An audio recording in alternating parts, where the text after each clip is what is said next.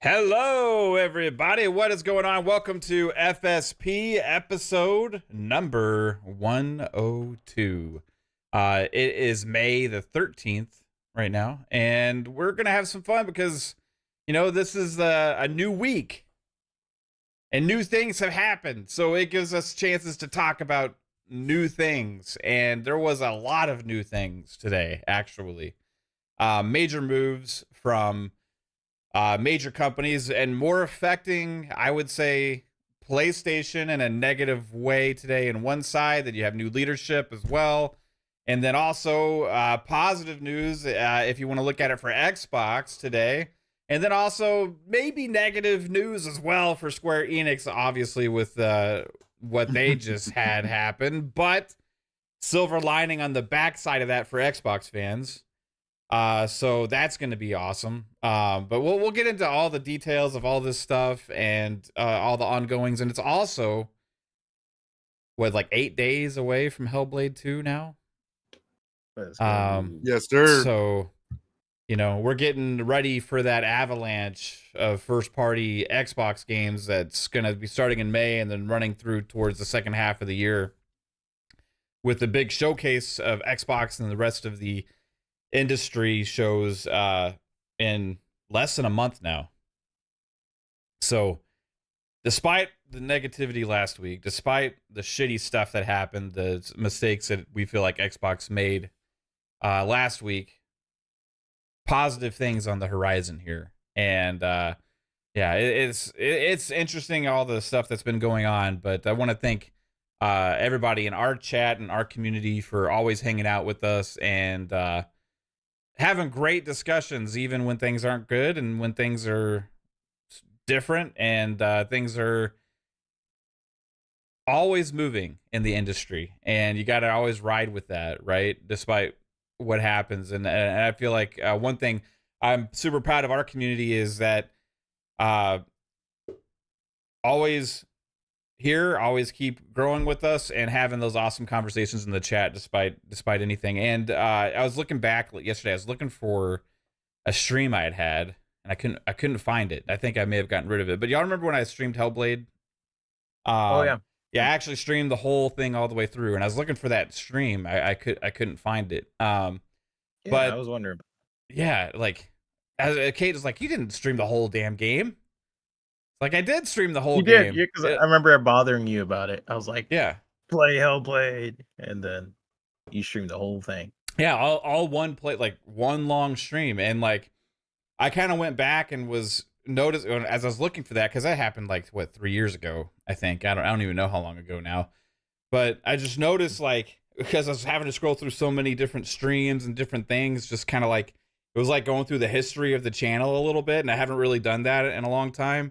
And just kind of see where everything came from to where it is without us or me knowing anybody in the community or anybody here and stuff. And now it's like we have multiple shows where people show up and talk gaming and like, it's just absolutely awesome. So I first off just want to say I'm super appreciative of all that. But yeah, we got some awesome stuff to talk about here. Negative. There's one negative thing. Square. There's a positive side of the Square. And I don't know if we consider the PlayStation news negative or positive. It just is what it is. And then, Hellblade, positive there as well. New flavor this week on FSP for sure. Or actually, the FSP last week was okay because that was before the news broke, right? It was it was after that. Okay. But anyway, 3-Bit, what's up, man? How you doing? I'm doing pretty good, man. I started playing Hellblade. I'm trying to 100% it, right? It's just annoying me seeing, what is it, like 900 out of 1,000. So I'm just trying to collect all of the little things, but I'm stuck on a couple puzzles. I'm like, what the heck? How do you solve this puzzle? I can't remember all of it, but I've been playing that, and I've been animating for a new commercial that's about to come up for Auto Trader. So I've been working on that, and then give me a discount. yeah, and then Legacy 7. That's a comic I'm working on. It's been done for a while, right? In terms of like the inking, if you guys don't know, Legacy Yeah. 7 is a web comic I've been working on. It's almost done. The inking has been done for a while, so now it's just the coloring phase. So I've been working on that. But yeah, in gaming land, Hellblade, I have been playing Shenmue 2. I love that game. I've Yeah. never beat it before, so yeah, Really? yeah, I never beat Shenmue 2. I always got stuck. I remember To get for stuck in the a while, forklift. not the forklift. There's this one part we have to like catch a leaf, and for some reason, as a kid, I was stuck on that for like a while. And I remember eventually I beat it on the Dreamcast. I was like, yeah, and then I never played it again after that. Like I spent so much time trying to focus in and beat that one level on Shenmue 2, and then when I beat it, I was like, it felt like I beat the game. I was like, roll the credits. But yeah, I'm jumping back into that, and yes, it's good. It's good. Yeah, nice, man. So, are you gonna 100% that one? I'm gonna do Hellblade first, and then since that's about to pop up next week, I want to make sure I finish that, and then Hellblade 2, and then I'll jump back to Shenmue. I think that's how I'm gonna do it. Right on. Cool, man. What's up with you, Psychonauts? How you doing, man, bro? I'm doing pretty good. I just want to answer Calories question real quick because he asked about if anyone know if how much hypercharge is. So there's two editions, Clary. There is the standard on box that's $29.99, but right now it's on sale for $26.99. And then you have the Champion edition, which comes with what the fuck was it? Um, Supporter pack and then some other else. So it's like Breaker action figure, Midas action figure, classic hypercharge action figure, 18 unique skins, weapon materials, and some other stuff. Um, so that's what that is. So I hope that clears it up for you, Clary. But yeah, I've been fine. I've been playing Sandland after beating Unicorn Overlord. Finally, holy shit, is that game? I fucking swear to God, it is so fucking good. It's probably one of the best strategy games I've played in a very very long time. Right up there with Final Fantasy Tactics, just because of you changing out your character, especially that last boss. Yeah. The boss fight. Holy shit! I had to go through I don't know how many different um teams trying to pick the right people to fight and beat the character because every time you hit him, he would replenish his health to near max, and I'm like, what the fuck? So I, just brainstorm going through what I can do ongoing damage, and then I figured out um, the perfect characters to keep him from attacking, and that keeps and then them attacking him. So Right. finally beat him, and then once you beat it, and then the story is still not done. It opens up even more with things that transpire in the game, like the story wise. So it kind of like So has like more a stuff you could do. epilogue kind of, or is it like just leave it open after? It you get to progress. You get to I think there's two uh extra missions that they put in there after you beat it, that kind of like tells you a little bit what happened with the people and things like that, because I won't spoil it for the people that haven't played it. But great game, love it. You must play it. But I know a lot of people not into strategy games. I think I don't know how many people I've told at work to play this game, and the people that love strategy games are like, "Holy shit, thank you, phenomenal game." And others are like, "Yeah, it was all right." I'm like, "It's not for everybody, but what it is, it's an amazing game to experience." So yeah, outside of that, and yeah, starting Sandland. I love the anime, by the way, and now I'm playing the game and seeing if it's as good. Yeah. Awesome, man. What game would you compare Sandland to?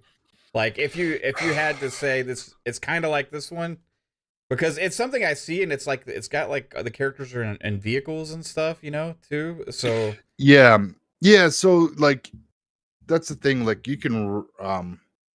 I haven't gotten to the point where I can get other vehicles.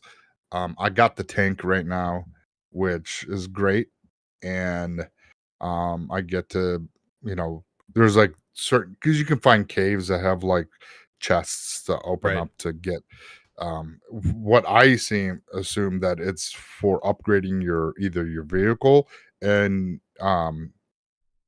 getting things for your character, but I haven't progressed far enough to know exactly what it is for the character. But like I found tank parts when when you blow up other tanks and vehicles and stuff like that. Like I took down this airship, so I got an upgraded machine gun for my tank. So it's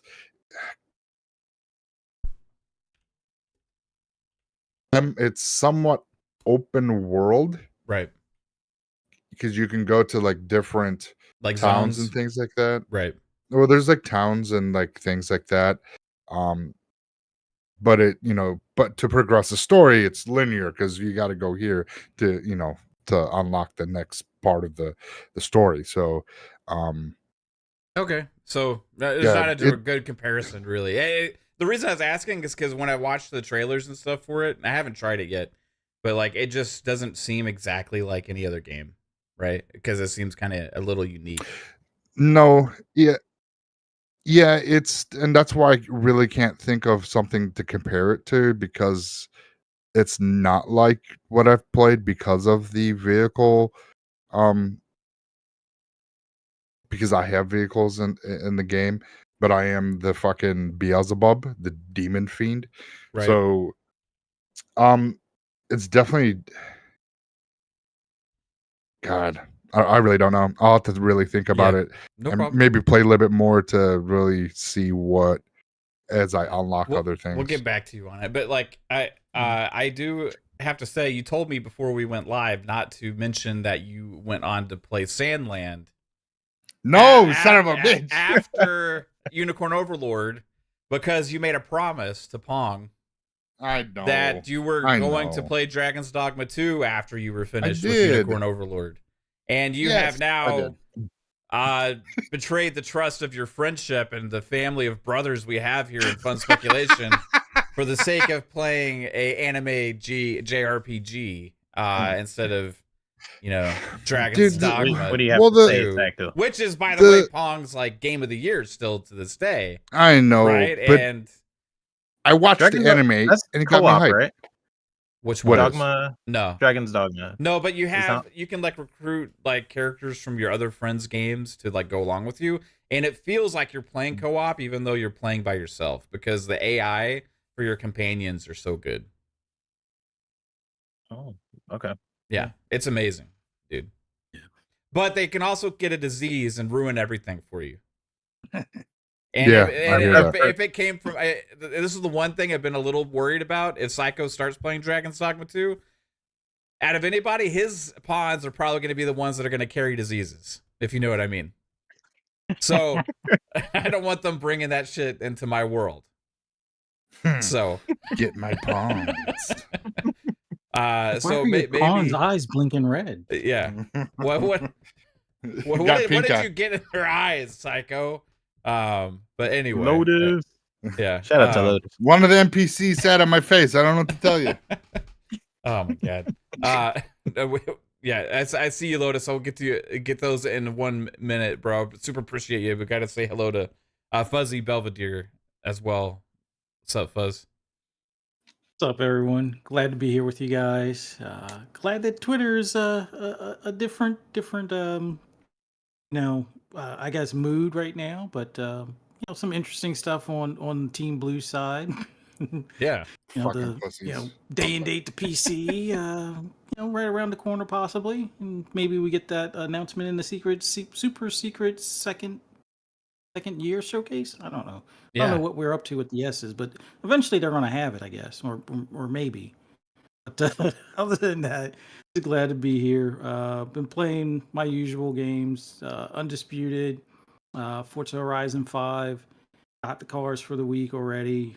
Waiting for the next or the season to change Thursday, and then did the weekly for Gran Turismo. Already got the 100,000, 200,000 tickets, and then the 5-star ticket, which wound up giving me a Ferrari that spent Ooh. like $2 You million on actually the other won week. something with one of the tickets? I've been pretty lucky lately. Like I won $1 million with Really? like a 6-star ticket like a couple of weeks ago, and then just before that, I was getting like a $500,000 from one of like the 5-stars. I got like a Ferrari that I wound up spending I think 2 or 3 million. It was the La Ferrari. I bought that Yeah. like a week or so ago, or actually a couple of weeks ago, and I wound up getting in the roulette ticket. So I had to. Well, I wound up selling it because I don't need 2 of them. So I wound up selling it. And I think I got like 1.7 or 1.8 And mil. I swear, or something like every that. single time I've gotten the worst prize, like without fail. I thought it was honestly a bug or something, because It there's seemed there's that like for a 5 while. things you could win or something, but it's like always the worst one, no matter what. Mhm. It's like, oh, a nice new car. Ooh, an engine. Yeah. Ooh, a stack of gold bars, or this muffler that looks like it's rusted, and that's what you usually wind up Right. getting. Exactly. Or the couple of coins in a pile. It's Yeah. like, Yeah. Yeah. why are you giving me like change instead of the gold Yeah. bars? Yeah. You can win $1 million or 20 cents. You know, they give me the 20 cents. I don't. Yeah, but anyway, uh, it's good to hear that maybe they've changed that a little bit. I need to start playing some more. I And think the secret for Undisputed. me, it's always been where if you do endurance races that are like the 15-minute races, do a couple of those, get the daily bonus where you get the like a 4-star, hopefully. Mm-hmm. Usually after about the second or third time, they'll start to be a little bit better prizes. Right. Okay. Fair enough. Yep. I'll just play more. What were you saying, 3-bit? No, I was just gonna ask like how's Undisputed with the any updates or anything like that. Like I was just wondering. Oh, interesting thing. They announced today that they're getting ready for the 1.0. 1.0 is going to be like their full release. It's still early access. They recently did an update for the career mode. The 1.0 is coming soon, or the announcement for it, as well as coming to console, is coming soon. I took that as maybe it shows up at the June showcase next month, or maybe summer showcase. But I think this would go to a particular platform, and hopefully Xbox has been paying attention enough that there is some demand for this game. But they're going to do some updates to the motion capture that they have, like the animations for the punches are going to be a little bit better. Instead of giving you like instant arm fatigue after 3 punches, it's going to be like progressive. Like if you do 3 punches in a row, the timing between each punch will be a little bit longer, and it'll take up more of your energy and stuff like that. But they're getting better. The only thing that they had to kind of scrap for the moment, and they'll come back to, is clinching. So like right now, you could just do the push. Like you could do clinching before, but it was always awkward. It was almost like you were like, you remember like the Step Brothers hugs? It was almost like that. It was always like that in the middle of the ring. It's like you're like almost ready to like elbow them, and yeah, it was just always weird. So they scrapped it. They're gonna redo the animations for the clinching, and they'll roll that back in maybe in like a year or so, or hopefully sooner. But whenever they get it fixed, and then there was vulnerability. Like if you're the type of boxer where you got a weak chin and you take a couple of knocks to it, it was going to have like a permanent effect where maybe your next fight, somebody keeps on hitting you on that chin, you go down a little bit quicker the next Yeah. fight and progressive. So Oh, they're it like scrapping that to kind of remembers. So they're going to make it. I guess in the career mode, they'll possibly do it for the single player, so it's not as of a detriment on the online and stuff. But they're going to hold off on that for the 1.0 release because it would have probably screwed a lot of people up. Yeah. Like, wait a minute, why every time I get hit in the eye, it swells up instantly and I'm like going down after one punch kind of thing. But yeah, they got some big updates coming, and it's the console announcement's coming real soon, so be on the lookout. Yeah, Cool. Yeah, I'll be looking forward to waiting. that. It's been too long, bro. Like Fight Night Champion is really the last fight like boxing game I got into, and it still holds Yeah. up today. You can go back and play it. You can play that game now, and it's still freaking incredible. And that I don't even know how long that came out. That was in the 360 era, you know. Yeah. But it looks like graphically, it still looks good. You know, like if they, I don't even honestly, EA, I don't even care if you make a new boxing game. But if you just go back and give us like an update to Fight Night Champion, I think it would hold up and people would be like all over it today. Yeah.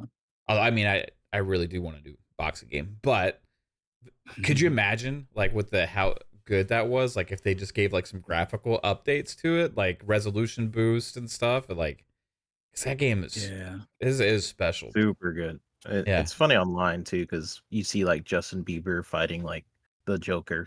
Yeah, yeah, exactly. It's great. It's great. Shout out to Lotus Esprit, choo choo motherfucker. Thank you so much. We start always the shows around a Mach 2.0, as Pong Soul likes to say. And you have already engaged us with 2 new cars to the fun speculation train. Choo choo motherfucker, getting the hype rolling for the show because we got a lot of stuff to talk about today. And we are now, I would say, at a cool Mach 3. Easy. I'm trying to do it. I can't do it, bro. Yeah, Pong just like he just does it a cool very well. Mach 3.0. Jumping from the free throw line with the slamming it down. Anyway, bro, I super appreciate the support, dude. Lotus, you're always amazing. With 2 groups of 5 Fun Speculation memberships, and awesome to see all the channel members and all the green names in the chat. You guys always rock and show up with the support here for the channel. So yeah, there's like 2 big news things that kind of happened today, and both of them affect PlayStation. And I want to get into the big news. So Square Enix had their financial calls, right? Earnings report and all that kind of stuff, and with it, they announced some layoffs. It's not with how shitty things have been with Square for so long.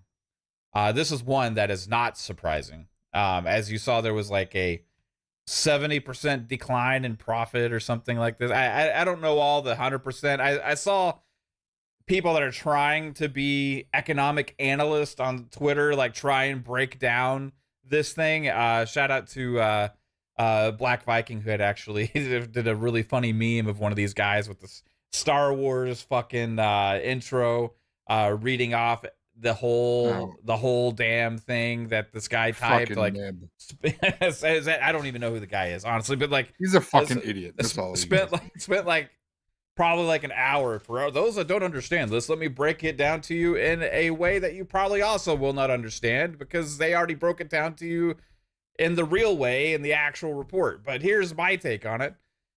Anyway, so some people feel like doing that. Whatever, cool. That's what you do. And some people are trying to sway this into like not being a negative for Square and not being a negative for PlayStation, right? No, you were botting out. We didn't hear you. Yeah, we were botting. We're botting out. I don't know. Good now? I think we're good. It says the connection's back and reestablished, but we did drop internet for like 10 seconds. Yeah, I think. Yeah. Jim DualSense must be in the neighborhood again. We got Jim Ryan with his little antenna, probably in a van like this. He's like, "We got him." Yeah, the internet's. I don't know what's going on with the stability right now. No, what's crazy? Every time we talk bad about PlayStation, or we have somewhat of an episode about like, hey, let's finally talk about what PlayStation is up to, so there's something that happens to the internet. I know, dude. It's such a weird thing. Every time we talk about PlayStation, our internet starts botting. It's that motherfucker Herman Hulst, man. Yeah, he's a hacker, I think. We were watching a movie about a hacker last night. Maybe it's possible for Herman Hulst to be up to this. Yeah, could be. Hey, he doesn't want us to unveil his straight to PC plan. His third party plan. It's not Jim Ryan. We know that. He doesn't even know how to Yeah. fucking put a headset on or hold a controller. That dude's definitely not a hacker. Hold the controller. Yeah, he's gone. Am I doing it right? Is his fucking Xbox or not Xbox, PlayStation's upside down and shit, and like, you know, or was that Herman's? I forget. No, that was Jim Ryan. It was He Jim. had it, had it upside down for the PS5, laying horizontally, and hold the controller like I don't know. It was almost like he was Yeah. trying to hand the controller to somebody on the other side of the camera as he opposed to play the game. He was like this, right? Yeah. Yeah. He clearly plays a lot of games. I play with Claw. Some people, I don't know how some people play with Claw, but they're out there. I have a theory about the people that play with Claw. You heard it on one of our other shows, I think. What was your theory? That their hands are stuck like this from doing something too Forever. much. Yeah. They're drinking. They pick up their phone. As always. Yeah. Yeah. Their hands are I can see stuck that. like this. So it's like Yeah, the most they they're can holding do. their It's friends' like fingers. Bully. You know, when you in Bully, all their hands are like this because they don't have an open animation. All the old Rockstar games, they walk like that. Yeah. It's Claw. Jesus, Lotus. Holy shit. Lotus. Lotus is free. With the With the 20 ball. choo motherfuckers with the 20 fun speculation gifted memberships. Touchdown! That's amazing, dude. No, for real, bro. Lotus is free. Absolutely amazing. He just sent us with a 20 bomb. 20 fun speculation memberships. Choo motherfuckers. Is it Esprit or is it like Esprit? I always read it as Esprit. Spirit for some E-Spirit. No, E-Spirit would But be I like know, deodorant. I know it doesn't. Yeah, Ladies It's the deodorant. car. but it's No, Esprit. Wrong love for a It's man, free. but made by a woman. No, but yeah, dude, 20. Holy shit, that's a super over generous, bro. It's sending us. What is that? From a Mach 3.0 all the way to give him a Mach 7? Because at 20 We're bomb, now that's like hitting the a 20 7. That's a He added 7. 20 more cars to the fucking No, train. it's Choo 4. choo, motherfucker. It's 4 4 more cars. cars. Can you do the math? It's 4. Oh yeah. Sorry. I do Four, PlayStation. 5 Mac. people per car. That's the rules. We're almost at Apparently, our according goal. to Pong Soul. Maybe I should be the CEO. Yeah, of what's fucking the PlayStation. goal according That'd to be a great Pong? map. We're at like 5,000 members to keep us at 5,201 members this week. Keep the train No rolling. beans here, motherfuckers. Let's go. Yeah, Lotus is free. Super over appreciate all the generosity, bro, and everybody here for just hanging out, having fun. But yeah, that's over generous and crazy appreciate you. All right. So yeah, we got Herman Holst hacking us, trying to shut this down. We got the community supporting us out the ass despite the issues. And we got PlayStation figuring out how they're going to make up for half of their exclusivity pipeline disappearing over the next several years. Because really, if you think about it, one of the major things that we learned today is that Square Enix is saying we are going to aggressively go to a multi-platform strategy. And they mentioned Xbox. Yes, Xbox, Nintendo, PlayStation, PC, which we've been. Oh my god, I saw, and shout out to Paris who had made comments like Final Fantasy should be everywhere. But I gotta say, we've been on this shit for fucking years, man. Like years we have been talking about this. Like anytime that they have 2001? these exclusives. Type in freaking Square Enix fun speculation. Oh my see God. how many episodes we've talked about. Like this. all the financials, you know how much kickback we have from like those PlayStation guys will pop in the chat. Oh no, it's Square Enix actually knows what they're doing. That's good business for them. They're taking the money and all this stuff, and it's great. They're so happy with this relationship. You guys don't know. You guys are just playing armchair CEO. You think you could run a business better than the people that run Square Enix. Meanwhile, then the president of Square gets fucking fired for doing so shitty.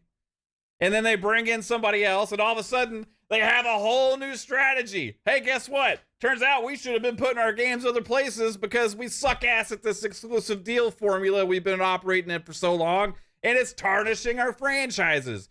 Final Fantasy is a shell of what it But- used to be because of these kind of strategies that they've been implementing and trying to make their games into the mold of what they think the PlayStation gamers like. But Mav, Yeah.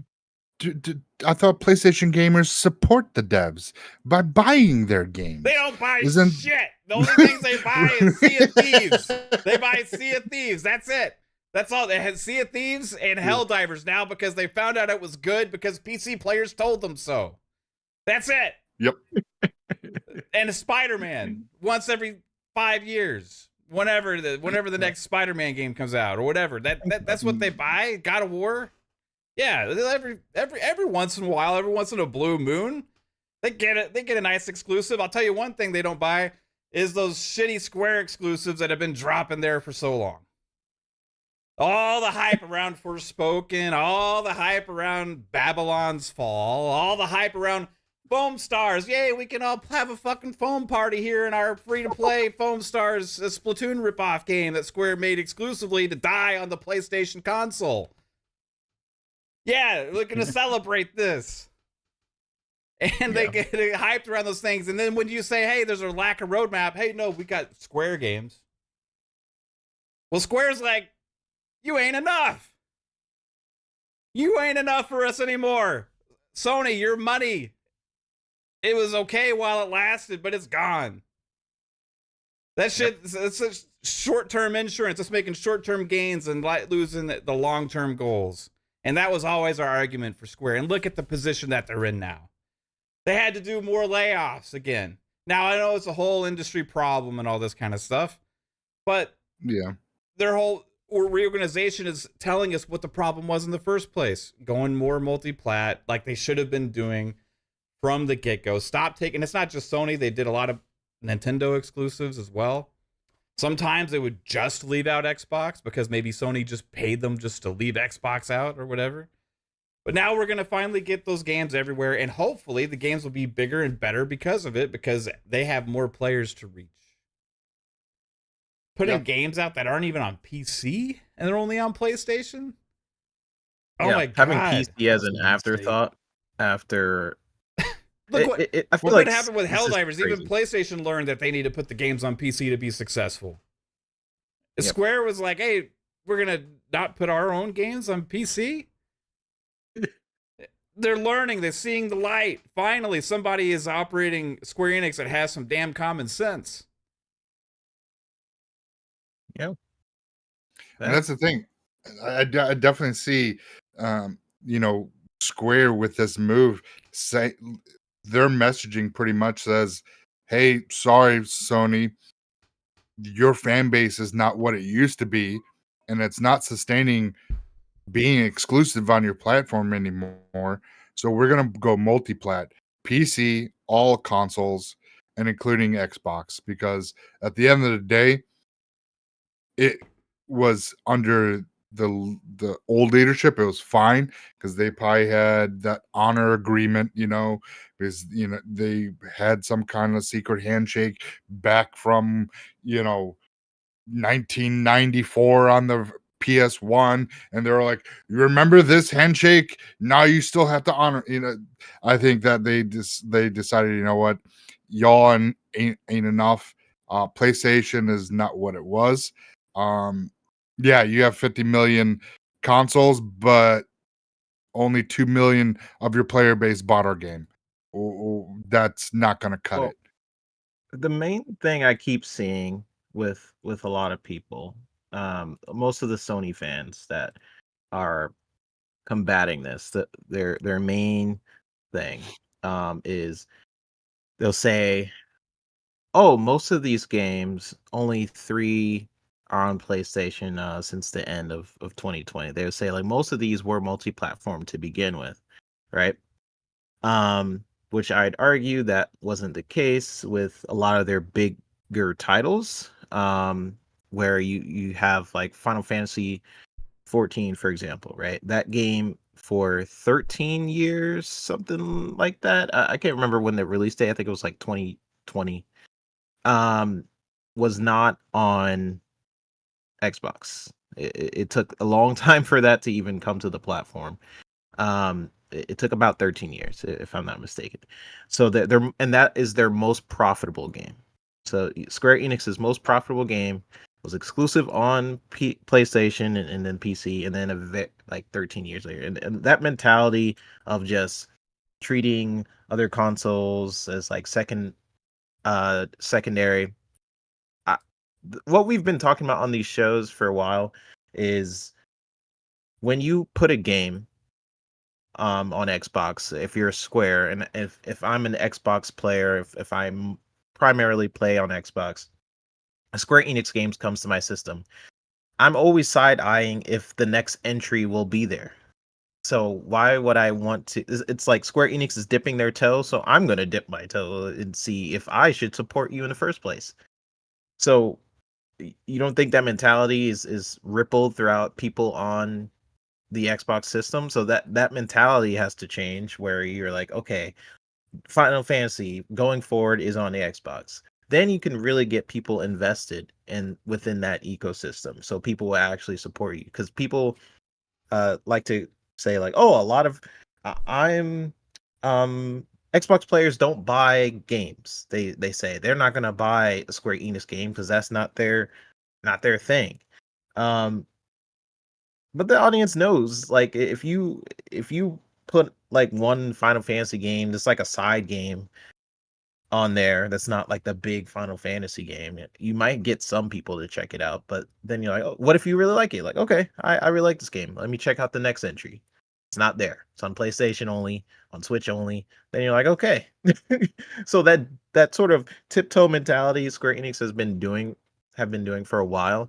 And not to mention, like, even their big titles, right? The one that are supposed to be like their profit drivers. They don't even release those on PC right away. And the PC audience, again, we've talked about how brutal they are, how much if you release a game day and date with alongside PC, they might actually check it out more so than if you release it months and months down the line. So you have to treat other platforms with that same respect. It's the same thing with Xbox. You put it on Xbox and you put it like way later, you're not going to get the same amount of numbers when your hype is already high. Even for exclusive games, if you come out later on console and or PC first, a delayed release to a different platform, like even from first party stuff, can have that same effect. Like you see, like Gears Tactics, right? Yep. Or like Age of Empires Definitive Edition 2. Like there's still a lot of people playing, but if they have that like same day release on the platforms they're launching on, it creates different excitement. Now there's are exceptions, like what's going on with Sea of Thieves and stuff now, because like they've been craving this kind of stuff over on PlayStation for so damn long, and they're finally getting it. Like they made deals with Square Enix to try and get good multiplayer games. How desperate can you be? Like you made it out of all the companies out there, you go and you think you're going to try and help your multiplayer offering, and you think of like, who can we make a deal with to get an exclusive multiplayer game, and your first thought is Square Enix? Yeah, that's what they're really known for. Good job, right? Yeah, that's real brilliant. Yeah, no, but anyway, like now you see that it can have some success certain games if it really fits. But yeah, the delayed thing never. It always kind of hurts the hype. Yeah. It always hurts the hype, and that's why when people say like, oh, Xbox players never play Square Enix games, I can't really take that seriously, because Square Enix doesn't take Xbox seriously. So how could I take that argument seriously? And then what I also see is people sort of diving in and becoming the numbers people, like, well, they only put a certain amount of games on PlayStation exclusively, the rest are multi-platform. Therefore, your arguments about putting it on multiple platforms are invalid, which totally discredits what Square Enix is saying. Like, if they wouldn't say like, oh, we need to put it on more platforms if they didn't see the data of like, oh, we probably need to put it on more platforms. Like, you're arguing against what Square is kind of saying just because it doesn't fit your mold.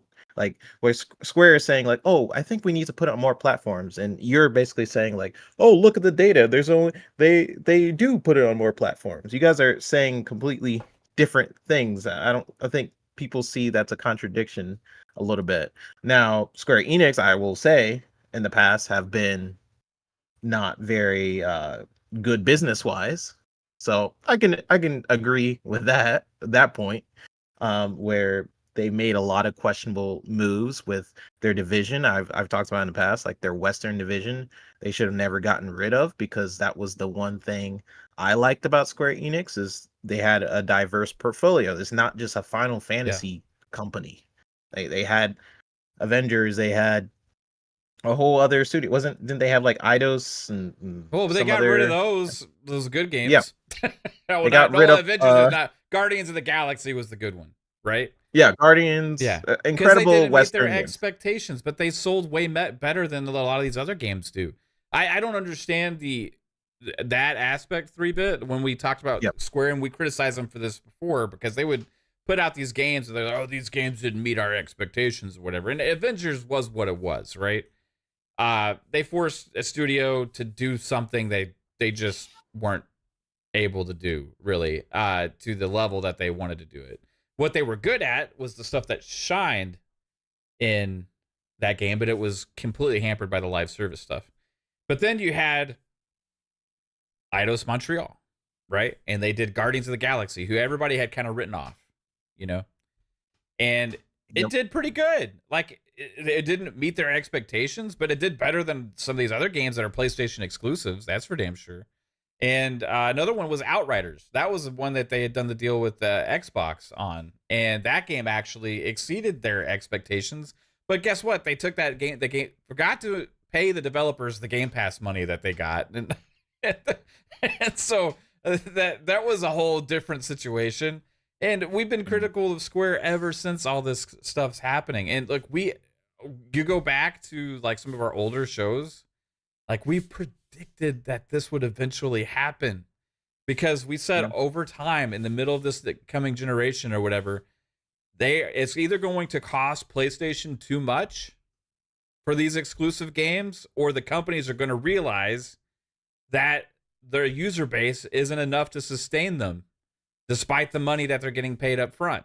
And we've seen what's happening with the console market, and the console sales are actually declining slightly for PlayStation as well as Xbox. But like all the sales have been down on physical $70 type games over there as well. So it's not something that was ever in their best interest. And it's like finally they realize that taking that cash up front isn't necessarily always the best answer for you, for the long-term vision of your company, and for their franchises.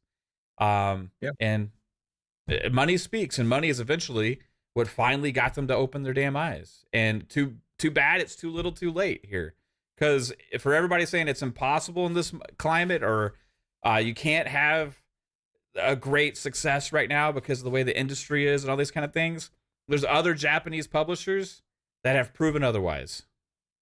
Capcom, Bandai Namco have had the opposite models, putting their games everywhere, doing different deals with different companies, having more of a multi-platform thing, but doing marketing deals or doing like Game Pass deals or whatever, and still coming out with tons of different games, different kinds of variety, and releasing multiple games per year, usually, and having amazing growth and success and profit and record-breaking for both of those companies. Meanwhile, you have Square being like, I don't know what's wrong, and we keep not meeting our expectations. They constantly would complain like, oh, we're not making enough money, we're not reaching the audience that we're supposed to reach. They would say this constantly before they even fired that CEO. They'd just be like, oh, we're not reaching our audience, and then at the same time restricting it to a single platform, sometimes not even PC. They'll just be like on PlayStation. They're like, why is our audience not growing in a stagnant market? The console is a stagnant market, right? It's the smallest market out of PC and mobile. Those markets are either growing or are way bigger than the console market. And if you want to grow, you need to treat those other markets as well as you are with the PlayStation. That's just how it is. We've seen evidence of this throughout different gaming companies, especially, I mean, PlayStation just recently with Helldivers.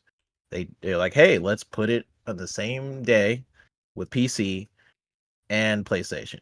Which one has the bigger user base on Helldivers 2? Or yeah, Helldivers 2. It's PC. So that's something Square, I feel like, is starting to realize. If you take that bag, that early bag, yes, in the short run, that money is pretty good. You're like, okay, cool. I'm pretty sure they even help with development costs of some different Final Fantasy games and Yeah. stuff like that.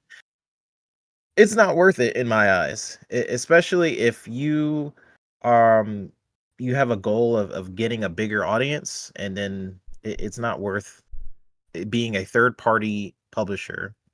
In the past, being known for putting it on multiple platforms, and it's just restricting it to one. That's stuff we've been talking about for a while, and we're like, hey, this might hurt you in the future, especially because they just made a lot of dumb business decisions. Like, hey, let's sell off our Western division again, where it's a different demographic of people that would actually play your games. There's a lot of people who don't vibe with Final Fantasy. They're like, they look at it like, what are you on, like 15, 20 by now? I don't know. If you jump into franchise, will you be overwhelmed? You don't know what the heck it is. So a game like Guardians of the Galaxy, that's a a, a revenue profit potential thing that you didn't have before. But now you got rid of them because you sold them for NFTs? Yeah. For really? That's why you wanted to sell off your thing, because you wanted to build upon your NFTs. Like, that's the reason they gave, anyways. I don't know if it was true, but that's the reason they gave. And I think now whoever's in charge, they're just realizing, like, hey, yeah, that's that short term money. It's not growing our user base. We're seeing other companies like Capcom and Bandai, they're doing it well. So Yeah. It's that yep, like bitch move cowardice money, right? yep. That's what it's just like, pay me now a little bit so I don't have to have as much fear about the possibility of our game being a disaster later, right? Yeah. But then you still have situations like Babylon's Fall where it didn't matter. You know, like that didn't save that game at all. And who knows how long Foam Stars will last? Is it a ticking Hurry time up and put it bomb? on Xbox.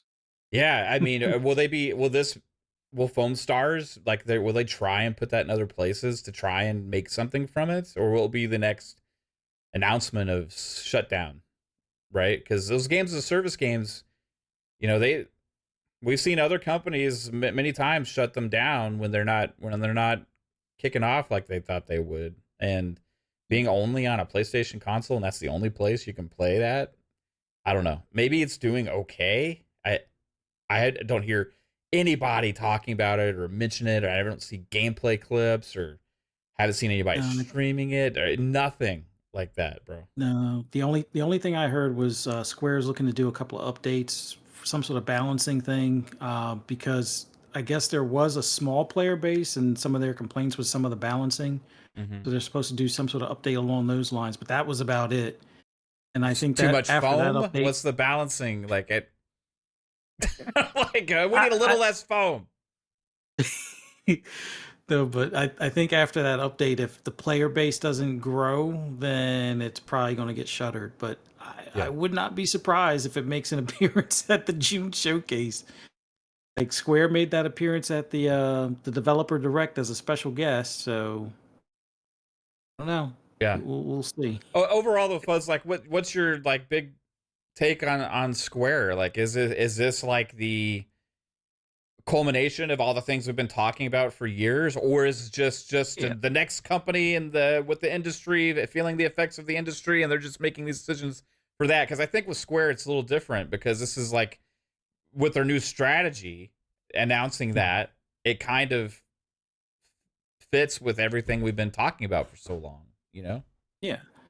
I think the big thing with them is that they've kind of looked over at Capcom, they've kind of looked over at Sega and realized, oh, Sega got Atlas to put stuff on Xbox and people are actually buying it. Yeah. Or they put it in Game Pass and Microsoft is giving them a decent amount for that.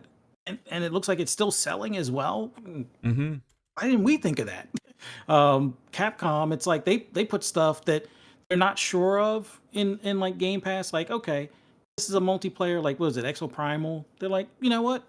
Here, put it in Game Pass, see how it does. And it had a bit of buzz for a while, but it's not the Dino Crisis that people want. So maybe they take that player info and feedback and look at it making a real Dino Crisis. Yeah. But yeah, with the Path of the Goddess coming, that's another one that Capcom is like, well, new IP, we can't go wrong putting it in Game Pass, and it looks like a lot of the stuff that we put over there winds up hitting and winds up growing. Like look at when Monster Hunter came over to Xbox. I think that was probably one of the biggest first steps that Capcom was like, yep, we found an audience over there that we never knew or never thought would be over there, and sure enough. That and the fact that they learned how to do remakes in a proper way to get people, interested in it. So Square's got to look at that as well. Like people were interested in the first, remake as far as Final Fantasy VII, but the amount of time between each, chapter or segment, I think that kind of kills some of the momentum. I think they're starting to realize that. I think they've come to the realization, even with the amount of PS5s that are out there. Maybe the people that have the PS5s now in hand are not necessarily the diehard, Final Fantasy players. Like some of those still might be on PS4 and they could not purchase the, Rebirth at this point. So it kind of screws them over to some extent as far as reaching those customers.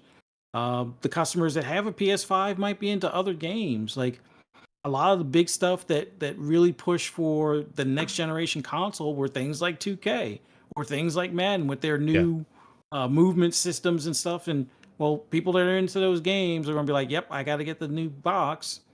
People that are into Final Fantasy is like, I don't see that pushing the hardware, so why do I need a new box? Just put it on my old console like you've been doing for years. But and skipping PC was a dumb move on their part when it came to Final Fantasy 16. And it seems like Sony must have paid them enough to even get the developer to do the marketing for them. Like, oh, why would you buy or play it on PC when there's a great PS5 out there? Like, are you buying the $500 device for these people? Considering some people may already have the computer of their desire in front of them, why not just put the game out there for them? Like, especially when the marketing is hot, like you guys talked about. While the buzz is buzzing, I guess, that's when you want to hit as many bases as you can. And they kind of messed up on that. Forspoken, they did the same thing. Although it was on, what was that? Xbox PC. The PC thing, yeah. But I don't know if that was a publisher thing that kind of made that. Like with 505, I know they did that for the whole Death Stranding and stuff. I don't know if it was a publisher arrangement for Forspoken to do that. But I think Square has finally realized all these years of them, just cutting off their nose to save their face kind of thing, or at least that's what they thought they were doing with making a deal with the devil over at Sony. They hindered themselves as far as expanding their player base. And especially when you have a next gen console that's not at the same numbers as the previous gen. Like if the PS5 was sitting at like 100 million units out there like the PS4 was, well, maybe not at this point. It wasn't quite that, but I think they were closer to like 60 or 70 mil. It may not be as big of a deal, but the economy being what it is, the player base not being what they may have hoped for, yeah, you've already got a stacked deck against you, and it's great that they realize it. It sucks for the devs that are getting laid off, but hopefully the new leadership can avoid those types of moves in the future. The other one, like you said, NFTs and whatnot. I keep on imagining them like at the end of every speech saying "Buy my Bitcoin" or something stupid like that. Right. It just felt like that guy wasn't about games. He was about money and new trends that seemed like they were money, like one of those crypto bros kind of thing, and just ran the company off a cliff. Yeah, you see like the amount of crypto business they've done with like down from like 9 million to 2 or something like that. I don't Yeah. know, or billion. I don't know. It's They lost crazy. a lot. It's and we've read about all those companies. Remember how much conversation there was like 3 years ago about companies getting into NFTs for gaming and stuff and all this. I'm so glad that's fucking over. Like that whole conversation. And there was so many games that probably got canceled behind the scenes that were like trying to go off of this new model and stuff. And it's like, I just honestly, I want to feel bad for those companies and stuff. But at the same time, it was those games are all built on the idea of just greed first and no creativity. And so I just call them all suckers for even buying into that shit in the first place within gaming. And maybe it had some kind of potential if it was implemented in the right way, but the way any of them ever spoke about it or talked about it, and it just came across like so like It was like timeshare salesman. and and there was like creators that got into the business and tried to do their own games based on it, and they all ended up getting called out for doing scams and stuff like that, and like it smelt slimy and shitty in the first place, and like these big pubs that were getting into it.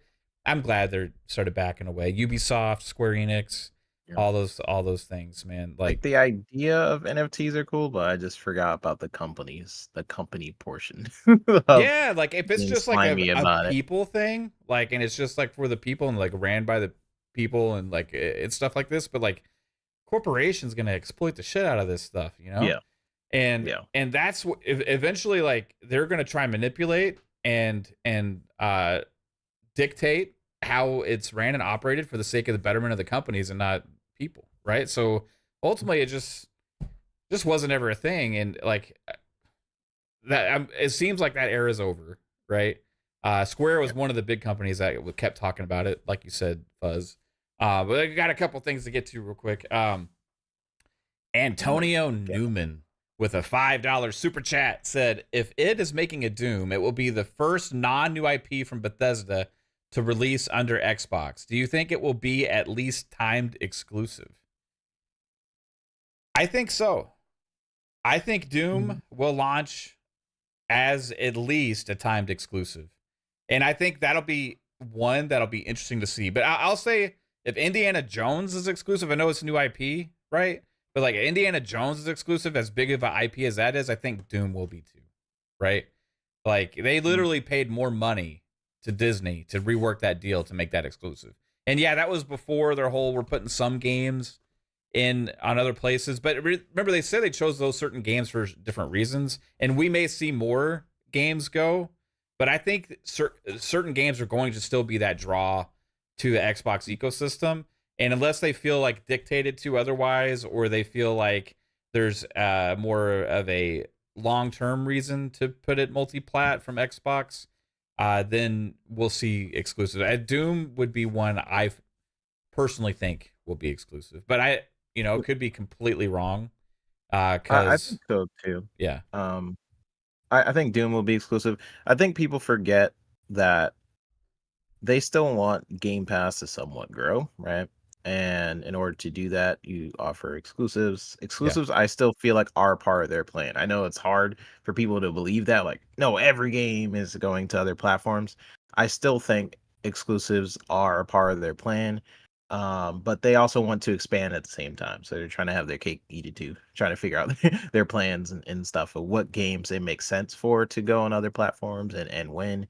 But I still think exclusives are a part of that plan. So yeah, for I first think Doom, party, is going to be a thing. And when they started making those moves, I don't think it was like everything all of a sudden. And maybe things over time that happens more over time, right? Longer period of time, right? You see more of a transition because that's kind of ultimately where the industry is going. But as far as like PlayStation and Xbox and Nintendo, I think there will, as long as those are separate platforms that exist, where they have separate offerings that exist, there's always going to be some form of exclusivity within those ecosystems, right? And you can even if you only had a subscription service, like you're better off still having exclusive content in that subscription model, like to that brand, right? If everything is an app in the future, it still makes sense to have some kind of reason to draw people to your experience, right? As opposed to the others. And one way of doing that is exclusives. Now, there's other ways too, right? Value, amount of content, quality of content, all these different things. But like one of them is always going to be experiences that people can't get anywhere else, right? And I don't think Xbox has lost that idea. What it doesn't make sense is for third-party publishers to do it for short-term money offerings, unless it's a company that literally can't afford to make their game, unless they are funded by a first-party publisher, right? And in those situations, that kind of makes sense, But Square Enix was never one of those. And people tried to always make that excuse, like, well, these games wouldn't even exist maybe without Sony. Well, fuck that. You said Final Fantasy was going to cave. They weren't going to be able to make a Final Fantasy game unless Sony funded it. Yeah, that was bullshit. They maybe not now. Like they fucking their business structure they're like, well, they pay us, so we might as well rely on that structure. But they're now realizing like, yeah, that's a little damaging. Let's just use our own funds. And then Lotus Esprit, man, hitting us hard again. Lotus is going nutso in the chat, bro. Like with 10 more Fun Speculation memberships gifted to the community. And I'm going to change this just for Lotus. It's no longer choo choo motherfucker for right now. It's vroom vroom motherfucker, because in his Lotus Esprit, he has become the conductor pulling the fucking cars himself. I never seen a Lotus Esprit carry a fucking train down the tracks, but he's pulling it off. Vroom vroom motherfucker, taking us all the way. What were we at last time? A 7.0? This is an easy 8 now. We're reaching high. 1,500. We're getting close to the Top Gun Maverick level, everybody. Our eyeballs are going to be sucked through our fucking eye holes and come out our ears. This is insane. Lotus Esprit. Vroom, vroom, bro. I appreciate it. And now our goal is 4,872. I don't know. Yeah. I'll send the memo to Pong for Thursday. So he knows. So he has the accurate no numbers. beans. Appreciate you, Lotus. You're absolutely amazing, dude. And I see Anyong say, this dude has given out like 200 subs in a stream with 150 viewers, and I still can't get one. Fine, challenge accepted. That's funny, man. Make sure hey, welcome to the Speculators, Anyong. Hey, challenge accepted. Hey. We do not discriminate here. We take the single passengers as well. Grab a seat along the Lotus Esprit train right now, as we are vrooming up to a Mach 8.5. Appreciate you so much. Was it 8? It was at an 8. Yeah, okay. It was at an 8. We're at 9. Or is it still going like kind of fast? It's still going fast. We're going fucking really fast right now, bro. That's she had to like hop on the train. There's a lot of green names in the chat because of the support here. So super appreciate each and every one of you guys for being here, bro. Everybody is absolutely amazing. And I'll also just remember, support's never expected. Just always appreciated here on this channel. But yeah, man, it's gonna be interesting to see like how this affects PlayStation. And I think that's something that is not really being looked at. And I just want to I don't want to be, for everybody was saying we were doom and gloom in Xbox last week because they actually shut down some studios, right? Ultimately, Xbox is, and for me personally, a much better position going forward, and all of these different things and everything they have. Because look at the situation comparatively to just, let's say 5 years ago, okay? Look, comparatively to the fucking platforms. What was PlayStation all about then? Okay, 5 years ago. The God of War, you had, your Spider-Mans, you had Horizon Forbidden West, you had all of the Square games that were exclusive to PlayStation coming out. You had Final Fantasy VII Remake, Remake Part 2 was going to be a thing. We knew that. 16 was going to be exclusive. They had games like Forspoken was going to be exclusive. They had Square Enix was doing a lot of deals, adding to the pipeline with the PlayStation community. Said, oh, it's okay. We don't need our own first party games anymore because we got other exclusives, right? We got Final Fantasy. We got these other things. So it's okay, right? So they had Square in the pocket, right? They had a first-party roadmap of several first-party big tentpole games. They also had Call of Duty marketing and the mindset that Call of Duty was more of a PlayStation brand. Take it now to 2024. Where are we sitting at right now? You have no roadmap of big first-party tentpole games. Name me one that's announced that's coming out of those kinds of games for PlayStation. I challenge anybody in the chat to name one of those kind of games that has been announced. I will say Wolverine is the only one, and that's in 2026, if it makes the deadline, unless you want to play it now on PC. Wolverine. PC exclusive. Yeah, Wolverine is one, right? Other than that, we don't know about anything else in the pipeline coming out. And remember, from them themselves, they said that nothing like that was coming until after the first quarter of 2025. So here we are in 2024. You had Helldivers, which is a smash hit, which a lot of people wanted to write off beforehand. And I think it's even a surprise to them how successful that is, which I'm super happy about. You had the third-party deals. Look at what's coming out. Look what's coming forward. You lost the deals now with Square. You know, those games in the future, the AAA type games they're going to have are going to be multi-platform. Who else did you have in the pocket before that was choosing to ignore Xbox and other platforms? Atlas and those JRPGs and the games that they make. All of a sudden, they're super cozy with Xbox and really loving this new partnership that they have. Guess what? Also, Capcom and those kind of games, they're making extra deals with Xbox, putting games in Game Pass and things like that. So, yeah, Capcom, Square, Atlas, things that sometimes last generation in certain experiences, like Street Fighter from Capcom and things like that, you felt like you could only get on PlayStation. And you had the Call of Duty marketing that really established that as a brand, right? Then you also had the whole Destiny thing, and we know what position Destiny's sitting in right now and what's going on there. So really, like, look at the position that they're in at PlayStation with the lack of roadmap that they have for those tentpole games that their fans are usually super excited about. Then now you have the abandonment from the third-party Japanese publishers that were really sold on making their games more priority to PlayStation. All of a sudden, all of that is gone. It is a different PlayStation today than it was 5 years ago. 100%. And it was, what has Xbox done in that same 5 years? They've added so many studios. They acquired Activision Blizzard. They have like 5 or 6 games coming out the second half, including starting with next week with Hellblade 2. And they have a subscription model where they actually put their games in it day and date on release, which the competition and PlayStation says that's not possible for us. Look at the strength of the ecosystems going forward and make a decision about which one you think is in a stronger position. And I will tell you that despite having more pieces of plastic sold out there in the community to people that ain't buying too many games, I'd say this Xbox ecosystem looks a little bit stronger right now. And I wouldn't say just a little bit. I would say a lot bit, especially when you add all these other games, now Square Enix games adding to the pipeline as well.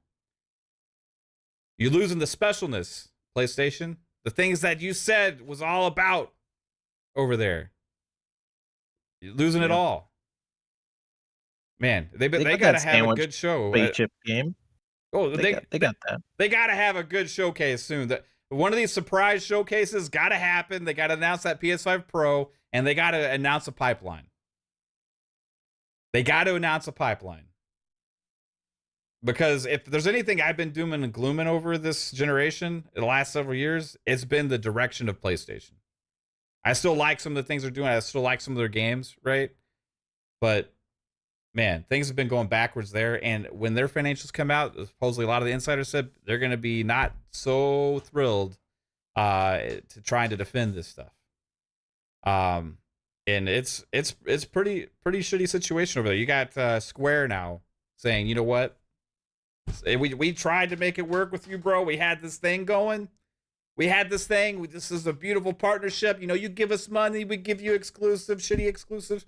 You give us money, we give you another shitty exclusive. You know, and it was a beautiful relationship. You know, but at this time, we got to make other decisions for the betterment of ourselves, and it don't include I gotta the let you specialness go, for you, Tony. my friend.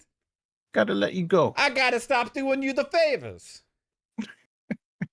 No more favors for you. I was doing favors for Jim, no favors for Herman, okay? Herman gets no special love from us over here. So we're going to see what happens in the future. Hopefully, their next big games for Final Fantasy get announced, and we'll see. Do they show up? What if Square shows up? Didn't they already show up at the fucking developer direct, right? Yep. They showed up at the Dev Direct. So. What if they show up again at the showcase? What if we see Atlas and Capcom and Square Enix All at an Xbox all show? at the Xbox show? That would The be fucking funny. PlayStation community would have a fucking meltdown. They'd be screaming in the streets. What if? Oh, that's Be gonna be like- coming to my PS5. what if they do that can't be exclusive. What if they do the next thing that I had predicted back then, Psycho? What's that? Well, they say, they're worried Xbox guys don't buy games or their games or have interest in them, right? So, maybe we'll take that Xbox money to put the fucking game in Game Pass on Xbox and then go ahead and sell it still to the PlayStation guys and everybody else. Because they're still getting some money up front, but they're not at a detriment of being multi-platform and releasing on all the platforms. If they still want to have some of that security blanket, they can do that in the Xbox ecosystem and still sell their games everywhere else. That's different than the Sony model, where they had to be 100%. exclusive. We'll see. 100%. With Xbox, they could either, like the pixel, the pixel remastered of all the Final Fantasies from 1 through 6. If they threw that in Game Pass, just to say, hey, we didn't have it, or if they threw, whatever else, huh? Like Octopath Traveler 2. Mm-hmm. Octopath Travel 2. If they threw, I think that we will see Final Fantasy VII Remake trilogy, all 3 games on as 2030? one package. Well, whenever that it'll be a while. third one comes out, but it will be available to all platforms. Yeah. And Xbox will have the trilogy, and they just got to buy one game and get all 3 versus, like, let's say they do like the trilogy package, which gets you all of them for $100. Let's say it's $100, so $30 more, and you can have the first 2 games with the trilogy, or with the third one, versus PlayStation. They had to buy each one $70 a pop. That's $210 that they paid. So they get what they can from the other older titles from the Xbox community, and really show, like, holy shit, the Xbox community is actually buying our games. We're getting about either the same or a little bit more, and they have half the consoles. Why is that? Oh, that's right. Because the Xbox community is purely fucking real gamers, and they don't sit there and only play Call of Duty, Madden, and FIFA, and that's it. And bitch on Twitter because they have nothing to play because nothing's coming out. So, yeah, nice. It's I don't know. It's gonna be interesting to find out what happens. I think the next big game they're probably gonna announce is gonna be the next Kingdom Hearts. Yeah. And I think what if that shows up like at the Xbox showcase? That would. They take forever to do Kingdom Hearts. Yeah, there's been some rumors out there, like a little bit of rumblings that like they're maybe not as far away as we think for the next Kingdom Hearts. My dream is to see Final Fantasy Tactics. Like that was one that was part of the Nvidia leaks, and We've seen so many of the other games come from that turned out to be reality, including Ogre Tactics, which they made exclusive to PlayStation as well. But what about Final Fantasy Tactics? That's like for many of us, the tentpole tactics JRPG game, right?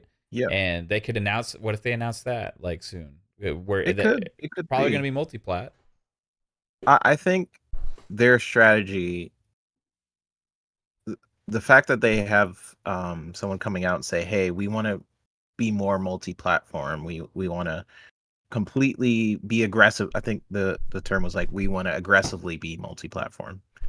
In order to do that, you look at the current catalog of what you have, and then you're like, okay, I'm gonna start putting these games immediately on other consoles, like maybe Switch, the next Switch that's coming out, and then Xbox, of course, which they mentioned in the documents. So people say like, it doesn't mean it's Xbox. Well, they specifically mentioned Xbox. in their Chat's saying documents. that they already announced Kingdom Um, Hearts 4.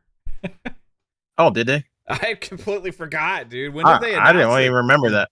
That's crazy. Yeah. Well, When did they announce that's that? bad. Like, how can I not remember that? I don't remember that at all. When That's was crazy. it? But anyway, They have a trailer and um, everything? Okay. Yeah. yeah, I'll look it up. How That's can I crazy. miss I that? It's actually, such a big game. Anyway. yeah. Um, but yeah, I mean that, and I think what they're gonna do going forward is they will put a lot of their trailers on other stages like Nintendo Directs and Xbox showcases. Because what that shows is I'm no longer aligned with a single brand. I need to start having people look at Square Enix and just be like, "Oh yeah, this is going to be on multiple devices, not just on PlayStation." They need to basically get away from the mentality that Square Enix equals PlayStation. So when you say this is an aggressive sort of tactic, then that's a way to do it. Start showing up on Nintendo Direct. But yeah, people in the chat, yeah, I really don't remember Kingdom of It was Hearts. 2 years ago, bro. Okay, so here's what we'll That's do. When we do crazy. tidbits later, we'll roll in I'll add that in there. we'll add the Kingdom Hearts 4 reveal trailer. Yeah, Okay, that's what we'll do. We'll add that to the tidbit segment at the end. yeah, because I literally don't remember. I don't remember it either, bro. Like maybe I did, but it was so long ago that I just completely forgot. Did they show this? It Is doesn't this mean it real? still can't show up at an Xbox show though, like with a release date or year or something. Good. I mean, yeah, the Kingdom Hearts games at least were on Xbox, but Yeah. Not all of them. are we sure? Yeah, How Only- sure are we? I just looked at it. It said 2 years The ago.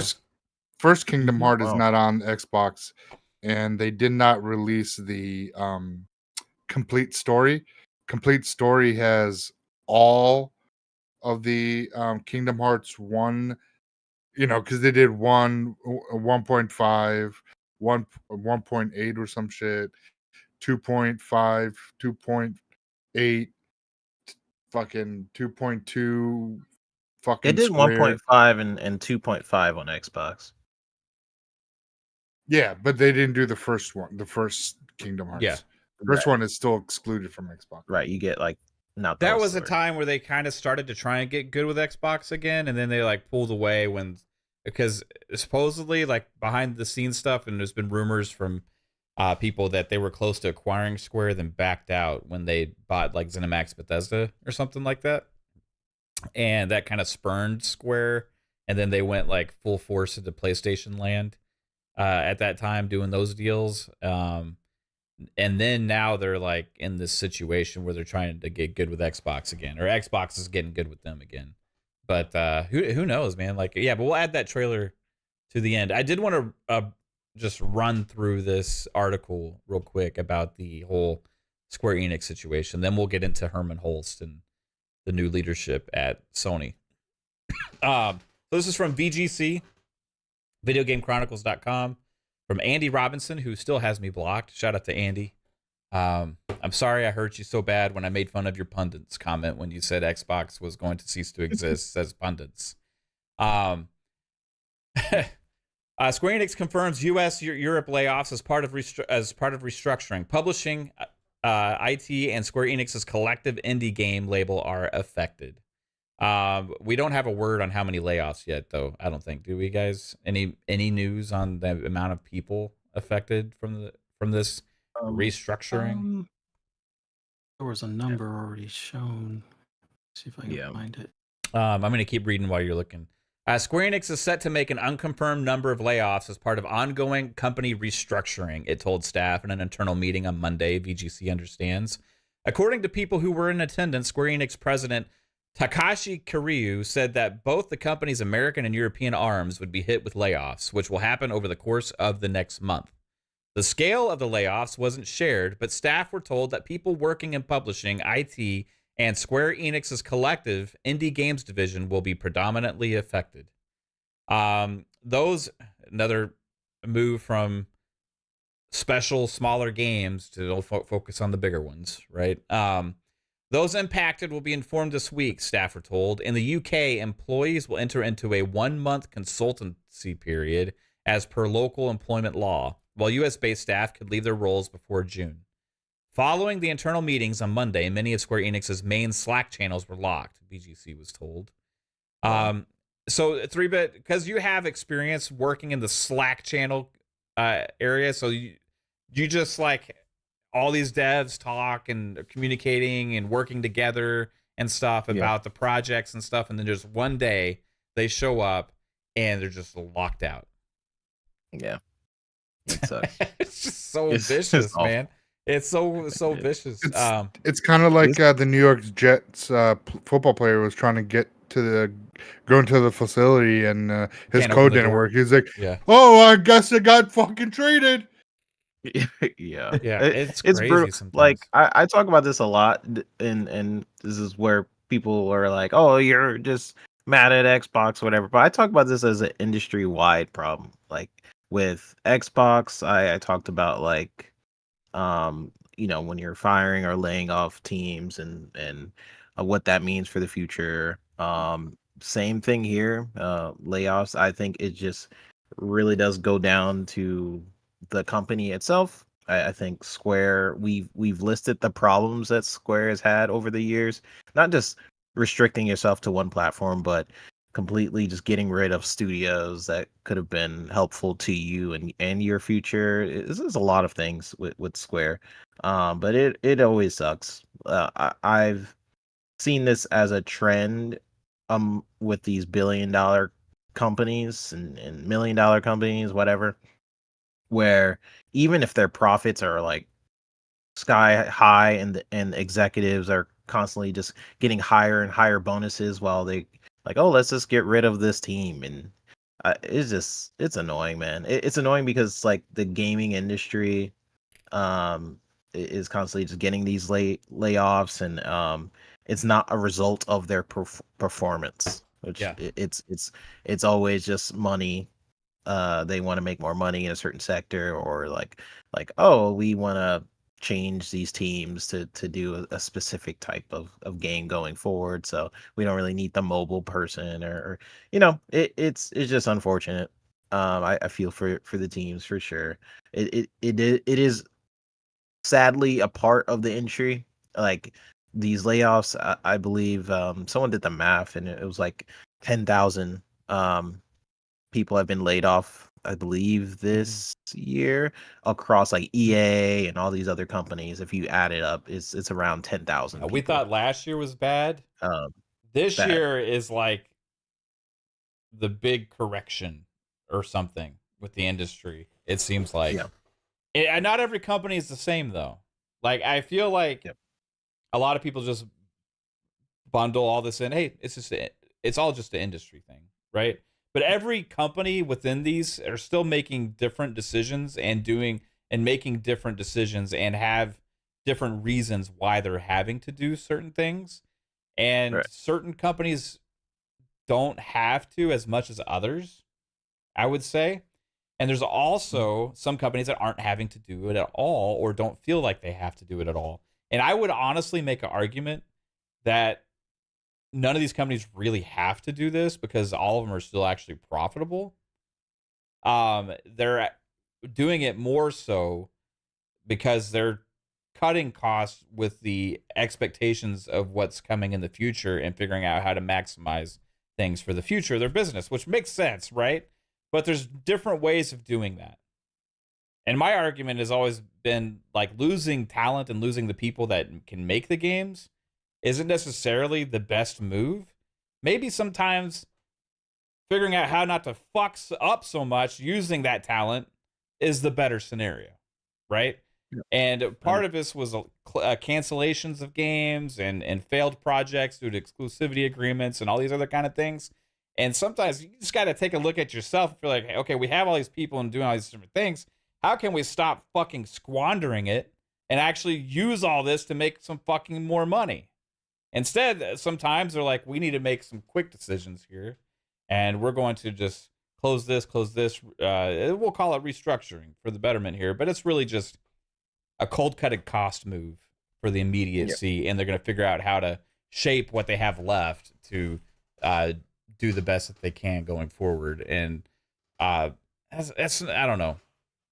And I don't like growing and say, yeah, everything's great, and we're going to grow and hire all these people, and then all of a sudden, it's not as good as we thought it would be. Bye. You know? How about you be competitive and have some fucking spirit about trying to be the biggest and best company you possibly can and stop squandering all your resources by making shitty-ass moves? Yeah.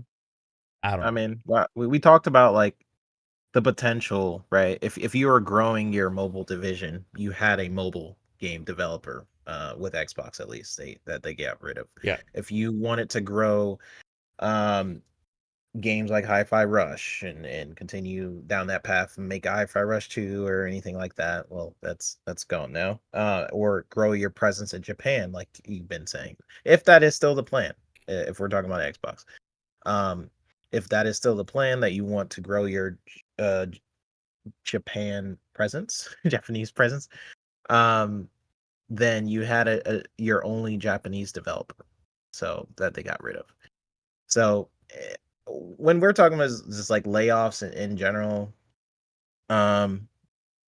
like me being a developer and just being in that industry, in that space, it does feel a lot like there's a lot of creative people at the bottom that are making all of this amazing work and stuff like that.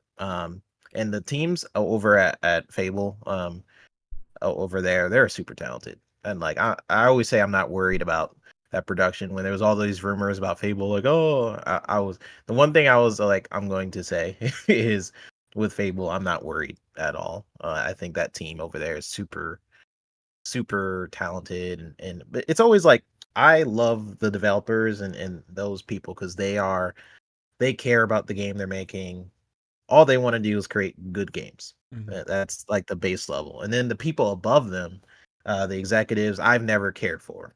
I've I've always hated the money men departments that they look at the game like, oh, what you got going on there? And then a developer will be like, yeah, I'm just building pipelines and building trees, and here's the code. And like, oh, okay. And they have no idea what you're talking about. Those people, I've never really cared for.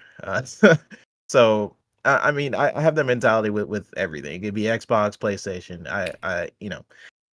So when I just see that throughout the industry of those people who are just cold cut, trying to make money, they'll do what they need to do. I've been pretty consistent on that front. And the money move guys are the ones that really drive, I think, a lot of the direction of the businesses, right? Now you have the creative talent that shapes what we experience, right? But it kind of funnels down from the decisions of these executives and a lot of the money and the pressures from the boards and stuff like that to be like what is allowed to be created, right? Right. And that's where it's interesting where I think a lot of the bad decisions come into play. And there's been no company, I think, has made more bad decisions over the last decade than Square Enix. As far as Square, Square, you could write a book about all of the mistakes they've made business wise. I mean, we talked about it, and then people told us don't armchair the CEO. I mean, but they're making But the you should literally decisions that see, we talked about. right? Exactly. You know what I mean? Oh, maybe we should have been doing this. Let's get back into this article real quick because I got a little bit more to read. Go ahead. The layoffs coincided with the publication of the company's quarterly financial results today, in which Square Enix said it plans to rebuild overseas business divisions from the ground up and has begun optimizing costs at its European and American offices via structural reforms. Oh, it's like the Western divisions that you actually said weren't great. You know, you need to, and you laid off all your Western studios. Now you need to build back up a Western presence. If only you had held on to these Western studios and realized what you had in the first place instead of selling them to Embracer Group for a ridiculously low amount of money in the first place. And then it's saying, and when you made those moves, you're going to start making decisions based in and move some of those resources into crypto. We talk about bad decisions. They literally sold Crystal Dynamics and Eidos Montreal to fucking Embracer Group for like, what was it, $200 million, $250 million, something like that, something ridiculously low. And they're like, this will allow us to use some resources, and we're going to start focusing more on the crypto market. And it's like, It literally had Tomb Raider what? in the palm of their hands. They're like, What? we don't want it. Yeah, now we see what's happening with Tomb Raider. Fuck. Anyway, so VGC asked Square Enix for comment on this story. Kiryu, who was appointed as the Final Fantasy firm's new boss in June 2023, has been enacting a large-scale reorganization of Square Enix's development efforts in an effort to revert recent disappointing sales of its biggest games. Biggest games that were only on PlayStation. Disappointing sales. In Japan, Square Enix recently promoted a new group of creators to its executive officers and placed checks on producers' influence over individual projects, according to Bloomberg. Earlier today, Square Enix published a new medium-term business plan, which revealed its intention to make its AAA games multi-platform going forward. The plan, which the publisher has dubbed Square Enix Reboots and Awakens, fucking love that, they have awoken and come out from their shithole slumber that they've been in, making stupid decisions, apparently. Square Enix Reboots and Awakens lays out a 3-year strategy which it hopes will lead to long-term growth. Oh, long-term vision instead of just short-term ideas. Interesting. Square Enix's latest financial results indicated that profits were down nearly 70% from the previous year, partly due to the recognition of 22,087 million yen. That's a lot of yen.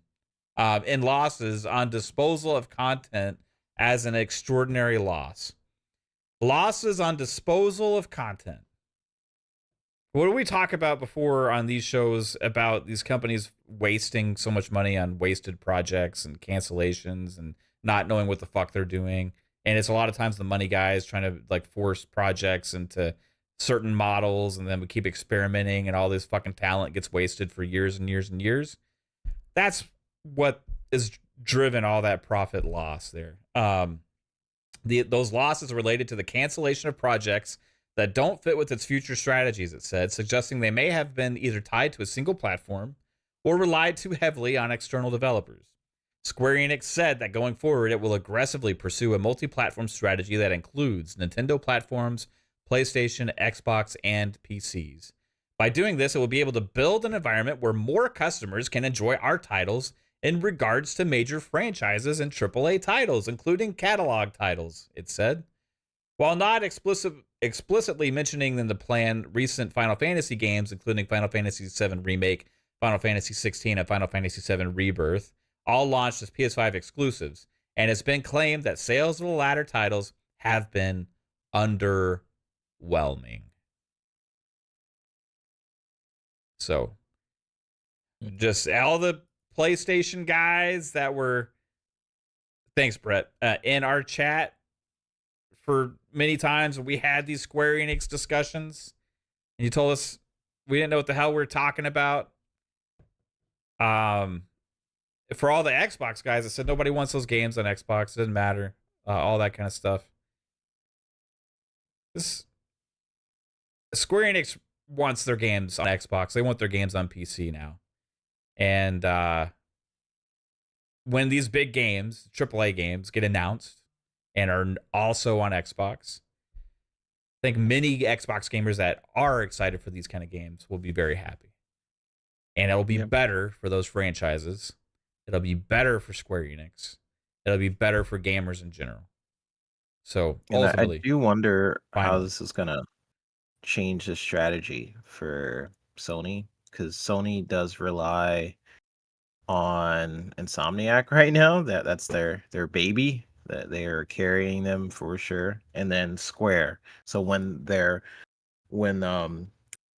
let's say their first party studios are going to take a while to make a game, what they do in the meantime is rely on third party companies like Square to sort of boost up their portfolio. And now that Square's like, listen, your short term money is not going to do it anymore. We want to go multi platform, but thank you. It just makes me wonder what the future looks like, because we also know PlayStation wants to start going to PC. Right now they're not doing a very good job with Helldivers 2, basically restricting different countries from, because it's not even there.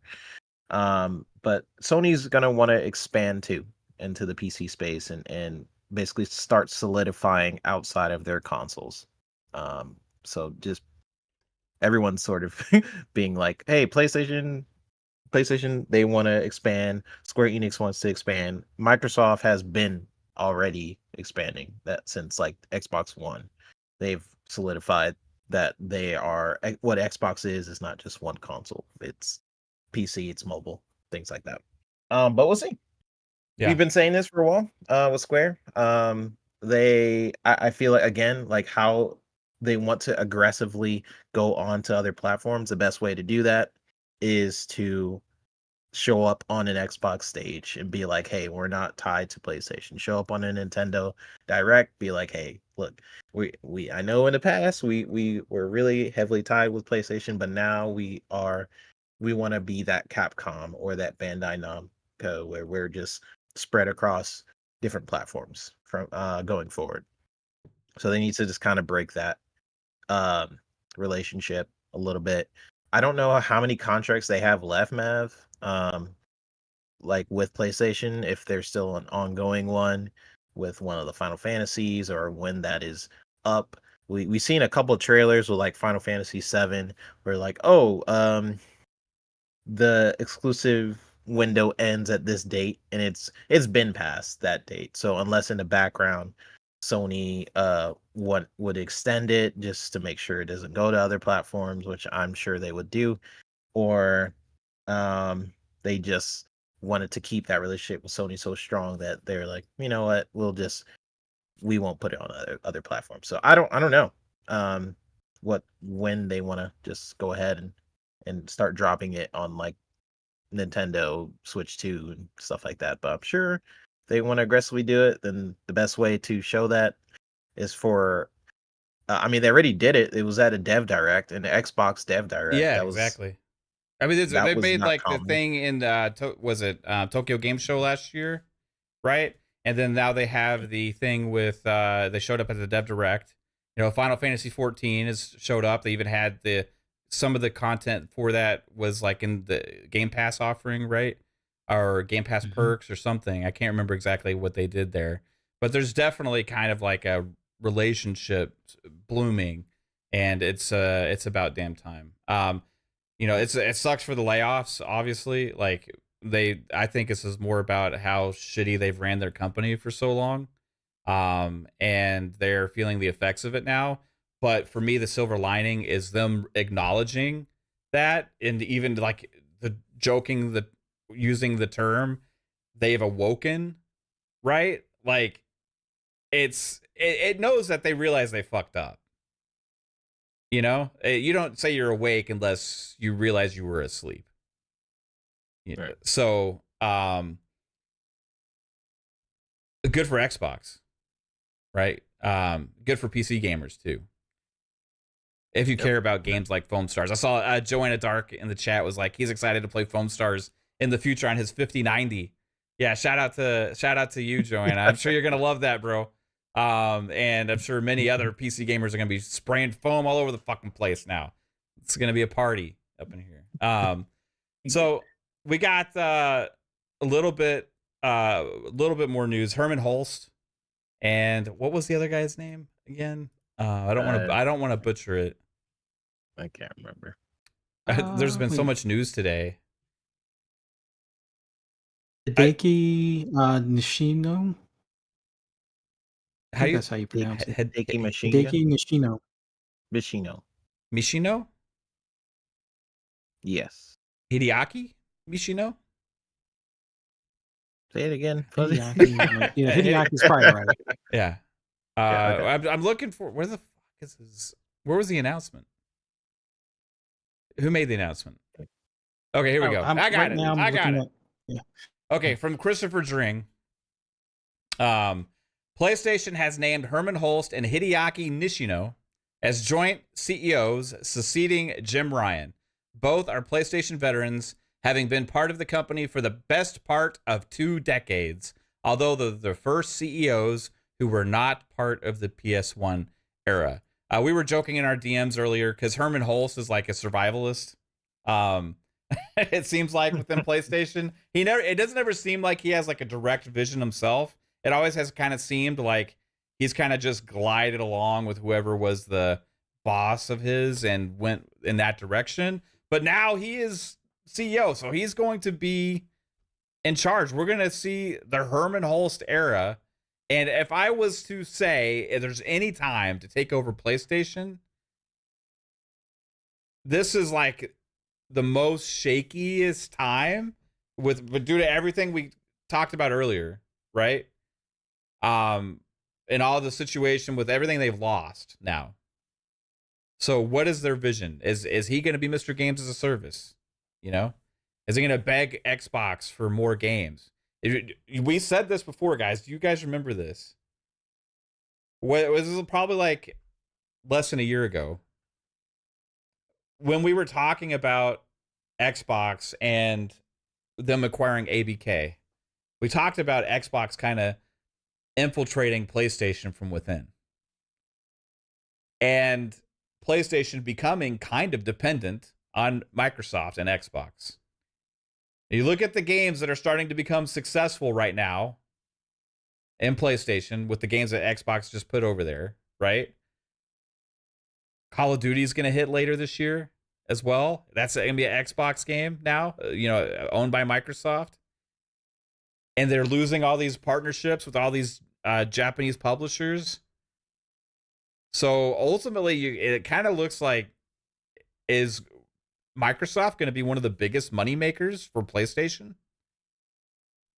And you really want to talk about who's in control of the industry? Who has the power? If I was PlayStation, I wouldn't want to be dependent on Xbox and Microsoft, my competitor. But it seems like they kind of are. That's a power move right there. Any expectations from you, Fuzz, or on the direction for Herman Holst? Like, I have no idea what his vision of PlayStation could be. I'm hoping they lean further into closing that gap between console release and PC release. Like, just go day and date at this point. While you're spending the money for marketing, buzz is out there for the game. Grab that audience that's on PC while you can, because so many games come out on PC 2 weeks later, 2 months later, 6 months later, a year later. People forget. People move on to other games. So I'm hoping he kind of leans into that whole day and date thing. But some people are looking at the two CEO approach and saying it mirrors how Xbox is doing it to some extent. Like, think of Pulse as like Matt Booty and Hideki Nishino as like Sarah Bond to some extent. And Hiroki Totoki would be almost like Phil to some extent, but more like Amy Hood instead of Phil. But I kind of see it as with having two CEOs like that, it's almost like they're just going to specialize in certain areas, and they can keep a tighter, leash or however you want to say, like purse strings on their budgeting, basically. And I kind of joked about it in the DMs. I'm like, if this is them, pulling in the purse strings and keeping a closer watch on their spending, I wouldn't be surprised if the PS5 Pro gets canceled. But I'll be probably the only one ever saying that, and then we'll see what the financials say next. Well, I guess tomorrow. I think it is for Sony. But if their console sales are down, like it's kind of rumored that it might be, somewhere in the 25+% range, Hiroki Totoki might say, you know what? Let's just scrap the Pro. Let's move on to focus on the R&D for the next gen console, and just wait out the PS5 as is, because they kind of already know that maybe their most loyal of loyal, or their biggest hardcore fan base are going to be the only ones buying that, more than likely, because it's probably going to be more expensive than a traditional 5, and I don't really see them dropping the price all that much. Like a PS5, a regular PS5 might go to 450-ish range at best, but the Pro is going to probably be 600, maybe even more. And at that point, are you really going to move that many more units, or are you going to move more of the regular console throughout the generation and just put the finances towards next gen? And Hiroki Totoki being the CFO for Sony, I could see that being more of the move, kind of cut costs at that extent. Yeah, we'll see. So I'll just read what Christopher Dring wrote. As well as it's funny too. I got a just quick shout out to Christopher Dring, who tried to spread the nonsense about third-party publishers not seeing value in putting games on Xbox anymore after GDC. Remember that, guys?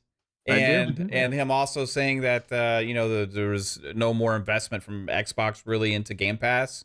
Then you see Call of Duty and all the first party lineup, but all these games are going to be going into Game Pass, and also other games keep getting announced for Game Pass. Shout out to Christopher Dring for sometimes kind of fanning the flames and putting smoke out there for stuff that really is stupid and doesn't actually matter. Mainly the third-party publishers seeing value in Xbox, which obviously Square does. Anyway, he still does good work most of the time. He said Herman Hulst and Hideaki Nishino will jointly succeed Jim Ryan as the CEOs of Sony Interactive Entertainment. Hulst as CEO of the newly named Studio Business Group, which includes all of PlayStation's first-party teams, plus covers the development of PlayStation IP onto other mediums, such as TV and film. Hulst was already head of PlayStation Studios. He was previously the co-founder of Horizon and Killzone developer Guerrilla Games, which was acquired by Sony in 2005. Said, I am thrilled to lead the Studio Business Group and continue to build on our success with PlayStation 5 while preparing for the future, Hulst said in a statement. The video game industry is one of the largest entertainment industries in the world and has been built on the marriage of content and technology, and I look forward to continuing to push the boundaries of play and entertainment. Hideaki Nishino will lead the Platform Business Group, which includes console hardware, technology, accessories, PlayStation Network, and third-party relations, covering major publishers and indie studios. He was already Senior Vice President of Platform Experiences.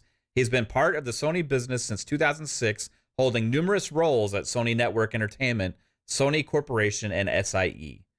We will continue to connect players and creators through world-class products, services, and technology, Nishino said. We always strive to grow our community even bigger with innovation in every area at Sony Interactive Entertainment. I am honored to be appointed such an important role alongside Herman. By working more closely together, we will be positioned to build incredible experiences for an ever-expanding audience now and in the future. Psycho, is it weird that they went with the dual CEO role? Do you think like having one guy that's over third party and platform with the hardware, and then the other guy being in charge of the game studios side for first party is like interesting, because they've been like a one CEO company before, and it's kind of interesting there. Yeah, they are definitely looking at the Xbox playbook, seeing that that's what they do. that they have Sarah Bond that overlooks hardware and whatnot, and you have Matt Booty looking over for video games, and they're seeing that that they don't want one person overlooking both sides as what Jim Ryan has, and led them down a path where they're in this financial trouble that they're in right now. So having two people to kind of overlook the entire side of PlayStation and then report to Hiroki Totoki, or whoever he's going to be answering to. But it's just interesting that that first place is looking at third place for all their moves. It's kind of weird, but it is what it is, and we'll see how that plays out. If it's a strength to them, because it's, again, like you said, it's the first time for them doing this, because they've always been a one CEO type company, and it might pan out or it might not, because they tend not to let it flesh out and see the fruits of its labor. If it's not instant gratification, they kind of kill it, and then move on. That's kind of what PlayStation MO has been. Yeah, facts. And yeah, I agree with Psycho. In terms of like, this is the first time I've seen this coming out of PlayStation. I do think maybe they are taking a page out of Xbox's book, where you have like Sarah Bond focus on the hardware, and then you have someone focus on the studios, and then someone who can generally focus on everything. And Herman Hulse, he is the CEO of New Studio Business Group. So he would be probably responsible for bringing different franchises, new mediums, and etc. And then you have Hideki Nishino, who is Hideaki responsible. Nishino. Yeah. Who is responsible for the technology products and services. So it's interesting. And so it won't be. I mean, they're responsible for their parts of Sony's brand, but I guess we won't see the specific, like, oh, this is the Jim Ryan era, right? Or this is this is. It seems a like joint Hideaki is going to be in charge of the partnerships for the third party companies and also the hardware, right? And then you have, which I was going to say, I think Hideaki has the easier job of the two, because PlayStation hardware, like it's not like in as bad of a position, I think, as the studio side is right now, right? But then I was thinking about the third party stuff, the third party publishers, and they've lost like those exclusives from Square just now. The Atlas games, a lot of those were kind of exclusive. In all those situations, Call of Duty is no longer the big marketing partner as well. So, like, I don't know. That's a big rebuilding phase for the specialness in the PlayStation brand. That was, a lot of it was established by third party relationships, right? And they kind of don't have that as much anymore now. So I think he's kind of got his work cut out for him on that side. Maybe it's good that they split it up so that way they can really focus on that. But we'll see how good they are. Like, I don't know. Both of those areas, 3-bit is like what I was breaking down earlier, where they've had trouble, like the pipeline from the first party, and then also the third party relationships now. Yeah. So both of them got their work cut out for them. Jim left them in a pickle. Like, yeah. I don't know. You for me, it's always I think of like the legacy of the CEO or president or whatever of the company is what shape you leave it in when you ride off into the sunset. And we speculated when Jim left, it was because they knew that times are going to be rough. Now we hear about their financials coming out possibly are going to be disappointing. You have this, finally, the appointment of these two. They're deciding to split up the roles, not giving one trust to one person. And both both of them, I think, have got their work cut out. But it doesn't mean they can't do it. I have high hopes. I do like Herman Hulst, like as a presenter. Like Steele said this in the chat earlier. At least he's good, like at talking and some of these things. And I think because he comes from a little bit of that creative side, but he's all. I don't know what his vision is. You know. Yep. But maybe coming from Yep, one of those I studios, just don't know much. maybe he has that side of him. I don't know. Yeah, I just don't know much about Herman. I know, like, you guys were talking in the DMs about like oh he survived and I don't know much about him or like what he's done to contribute to the PlayStation brand. So it's hard for me to be like, is it really good or bad? Because I just don't know. I do think it's a positive that they have two CEOs, so they can sort of keep each other accountable for different parts of Sony. I do think they can struggle sometimes with like having decisions like we got to make a VR, with PSVR and stuff like that. So I mean, we'll see, I guess. And yes, Yobi, I got to make a hat. Hats are coming. For Pixelated But, Echoes? yeah, I got to nice. make a hat. I just have a lot of Atlanta based hats And Gucci hats and Versace hats and, Gucci stuff hats. like Yeah, that. I got you got yeah, I those got hats those too. I've seen them. Yeah, I got those too. Yeah, so we'll see. It's hard to like know too much about what's going to happen for it. It's not surprising to see Herman Hulst's name like again, but I'm glad that it's somebody I'm at least somewhat familiar with. So, but we'll see what he does. Could be good stuff. Then there was one thing I wanted to touch on was this Transformers reactivation thing. Have y'all seen this? Oh, not Transformers reactivation. Fuck. Sorry, I'm getting it mixed up. Yeah, I saw a trailer. It looked odd. The trailer that was leaked when it was called something else, Transformers Rising, looked awesome. But I was getting it mixed up in my mind. Marvel's Rising. Right. There was a. You saw this, Fuzzy? So there was a like an embargo that went out for creators that wanted to cover the game, like the preview or something that was going to be out there.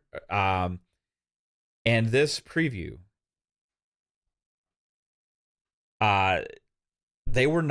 creators were not allowed to disparage the game. Yeah. They have to sign something that said they were not. This is actually in the wordage here. It says they're not allowed to disparage the game in any way, or in any of the content, or anything. Disparage? What was that? What does that mean? That means talk bad about something negative.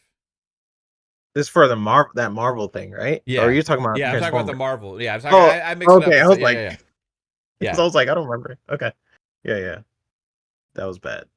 I'm trying to look for it again because I want to read this because this is absolutely crazy that this exists. I almost think that some Xbox channels had signed this for Xbox last week. But there's a few people that are playing it, but like always the best way to handle that is the same way employers handle reference calls, because you're not supposed to disparage a former employee even if they stole or they were always late or something like that. The best way to tell the new potential employer that they did really bad but without saying it so you can get sued is to say, yeah, they were employed from this date to this date. That's all I can say. And usually that tells the other employer, so no accommodations, no nothing, nope, just employed from this date to this date. So the best way for the creators to say, this game is terrible, I played it, and look at my face.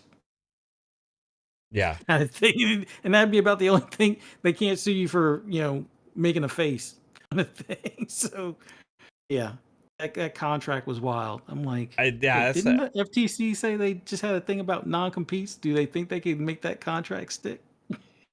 That was pretty crazy to see that much of a like language thing that's like that clear, though. Mhm. Like it was literally like you can't talk bad about our game if you're going to cover it. Yeah, Um, that was weird. Which I don't think I've seen a contract like that before. not But no, like so sometimes like there's things where we may get like an opportunity to. None of them say this stuff. You know, like it's like you have to make an agreement usually to like cover it within a certain period of time, right? Mhm. And it can be, and usually they leave that kind of open. Like you'll have to have like a video on it or like a stream or something, right? Or a review or whatever. And you have some could have like it has to be a certain length, right? Or some could have like you have a deadline of doing it by this time, or you have to mention that it's on sale somewhere or something like that, right? But I've never seen one where it says you are not allowed to disparage. yeah, that's that's that's crazy. I mean, it's crazy because I heard the game was good. I don't even know why they needed to Okay, feel the need. here it is. This I was think from it's Brandon Larned at A Siegel on Twitter. Said extremely disappointed in Marvel Rivals. Multiple creators asked for key codes to gain access to the playtest and are asked to sign a contract. The contract signs away your rights to negatively review the game. Many streamers have signed without reading just to play. Insanity. And here's what the agreement says. 2.1, not in disparagement. The content creator agrees to not make any public statements or engage in discussions that are detrimental to the reputation of the game. That includes, but is not limited to, A, making disparaging or satirical comments about any game-related material, such as game features, characters, or music. B, engaging in malicious comparisons with competitors or belittling the gameplay or differences of Marvel Rivals or providing subjective negative reviews of the game. guess they want to avoid Suicide Squad Wow, syndrome. that's crazy. And I mean, what do you even say about that? Like, So they're willing I to mean, let people cover it guess if they say they can't be negative. yeah, it's different to basically because I guess the common contract that you get is you get an NDA or something where you're not allowed to talk about the game at all. Like I've seen that. I'm sure Right. some of us Yeah, even for here have sure. signed those. But never basically you can talk about the game, but only positively. Right. That's interesting. I never seen that before.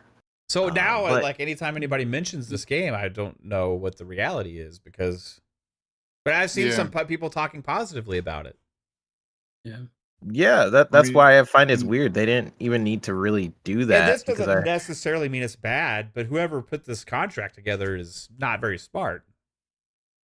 Yeah. I mean, I the only honestly thing think it's.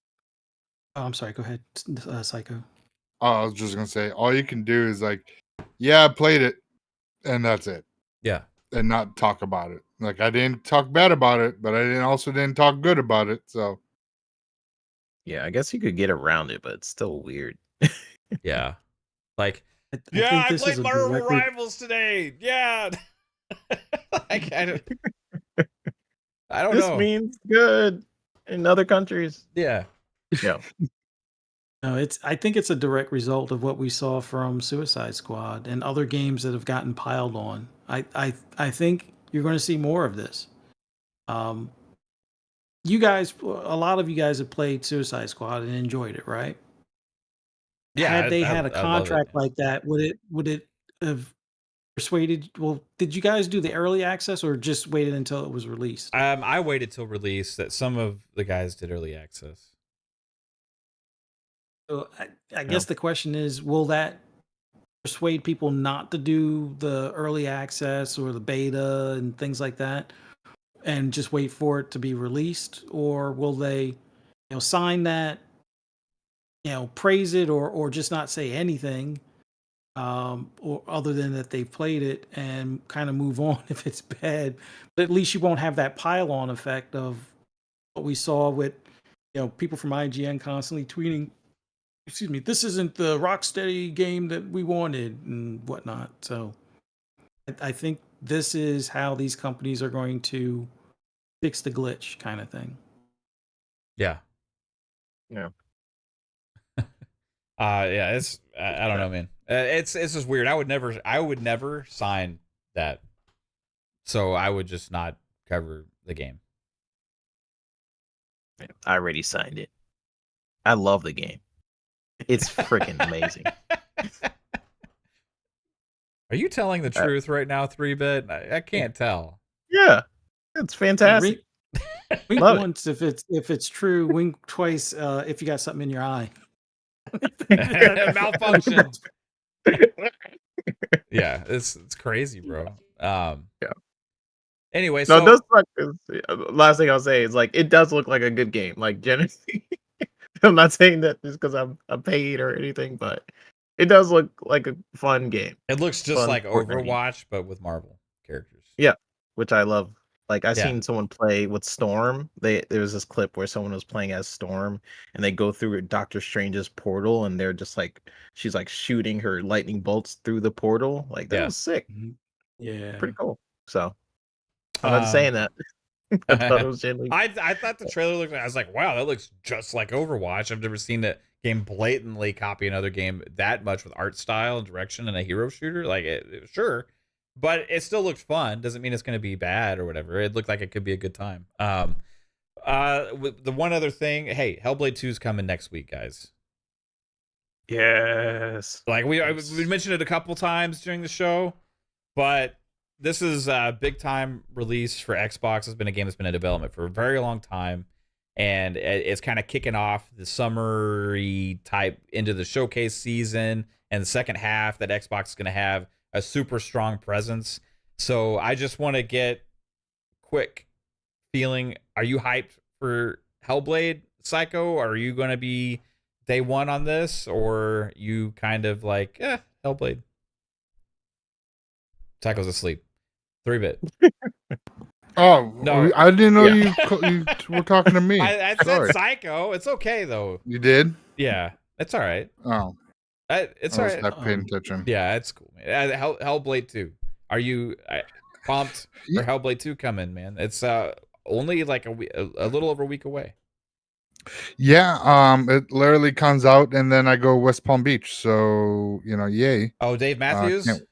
Yeah. I'll figure. Oh my god. 3 nights, Tampa and 2 nights at West Palm Beach. So, yeah, I'm gonna be busy next week. Right on. No, yeah, I'm excited. I mean, I can get through it. It's only 8 hours, so it's not like a long game. But it looks amazing. We'll see how it plays out. And if it looks exactly how we've been seeing it, then that's a feat into itself and shows what the capabilities of the console. And Yeah, this will be a games. showpiece game. Oh, for sure, 1,000,000%. And it could it be one of those games that can your game run Hellblade 2? Yeah, for a PC, because if they have max settings, and we'll see how crazy it is, because PC right now is the sweet spot for a lot of these games that are from console. Like what's coming out, Ghost of Tsushima. Yeah, Ghost of Tsushima is what, like 2 days away, also, like, or right this week. Yeah, It's this week. Yeah, 2 days. I think Pong is super excited. I'm gonna have a hard time not double dipping on that one. Just to be honest, like, but then I'm also thinking like, okay, will they announce an update for PS5 Pro for that? Are they gonna do that when they announce it? Then, and will that cost anything? Because I have a feeling whenever they do have a PlayStation showcase, that hopefully we get an announcement for Ghost of Tsushima 2. And if Herman is doing movies and stuff, right, too, it says he's in charge of TVs and movies. That's one that I wouldn't mind seeing a movie on, right? It'd be cool. Not like a popcorny, like Uncharted movie, like a serious, like really fucking good movie. or show. I think it has have it go potential. to like that Kurosawa like look when they do the Yeah. face off kind of thing. It could be amazing, bro. It's got some potential there, dude. It could be special. Yeah. Do a deal like HBO or something for a show, or if you do a movie like just super serious, old school style samurai movie, dude, be fucking great. Like Shogun on. What Yeah, is it? Shogun's like a huge hit. Hulu? Yeah. I still gotta watch Shogun. Psycho, real quick. I want a score prediction for Hellblade 2. I did not tell you guys I was going to ask for this, so I'm putting you on the spot. Score prediction. I'll give 2. I'll give the what I think it should get and what IGN and all the haters will give it. So, I think it'll get like on show, because don't forget this game is what a lot of these PlayStation gamers love, that cinematic experience, that high visual game. They feed off this shit. That's what they all want. They want a simple game where there's not a lot of buttons that you hit, cutscenes to watch. And if if you're playing this game and you can't tell the difference between cutscene and gameplay, I think it'll get like a 92. But if IGN, if it gets the Xbox tax, I think it'll get like a 79. Okay, fair enough. Yeah. 3-bit Hellblade 2 hype level. Dude, your hype is so much it's cutting out like of the microphone. Yeah, it's like in and out. That was the song, the song that they played at the Game okay. Award. I went past the sound barrier, so yeah, it was a mock 8.5. Yeah, just like our train we got. No, I'm just kidding.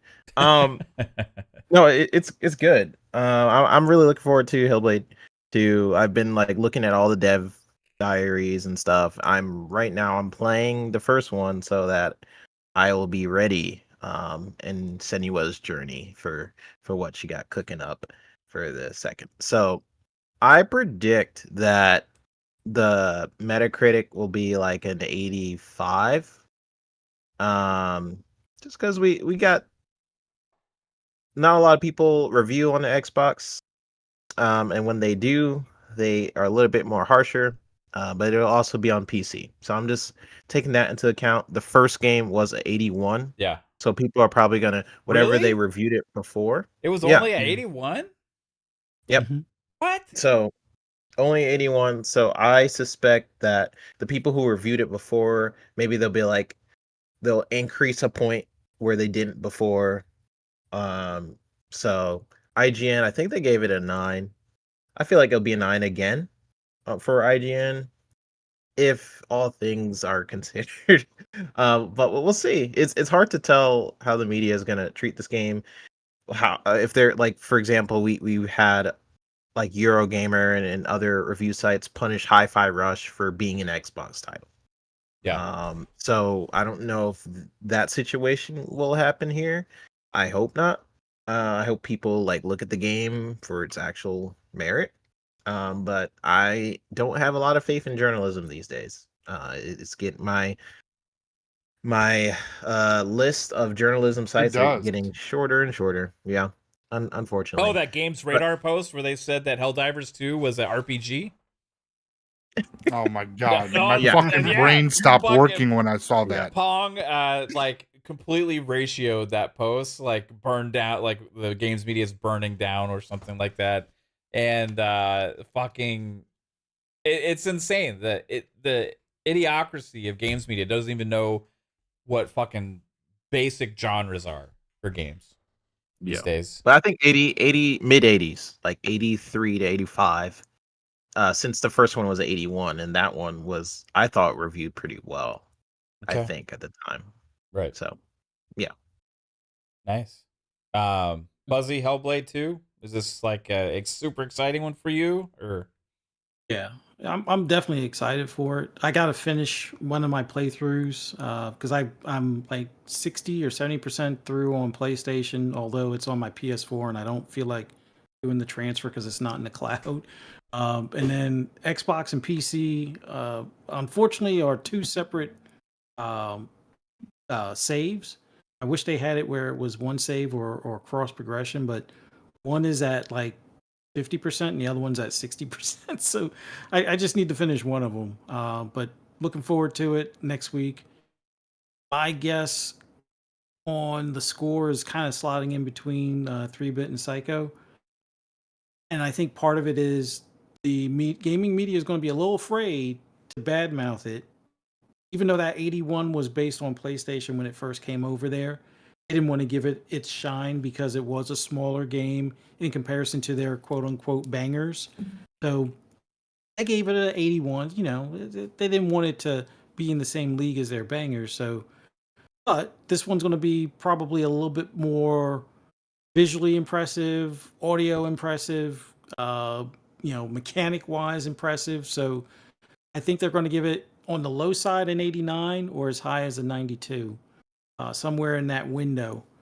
Because if they give it anything lower, and then when it comes to PlayStation and they enjoy that DualSense feel, they're going to have a hard time explaining why they didn't do that for the PC port. Because you could probably use your DualSense on your PC at that point. Yeah, I think it gets higher than the first one. Not high 90s, just low 90s, high 80s. I think that's where it lands. Okay. Yeah. Right on. Good point. My hype level is pretty high for this right now. I've been wanting to play this ever since I finally beat Hellblade 1. And I did that stream. That's why I was looking for the stream the other day. Couldn't find it, so I guess I deleted it. Maybe it's privated or I don't know. No, it's not, because I would be able to see it.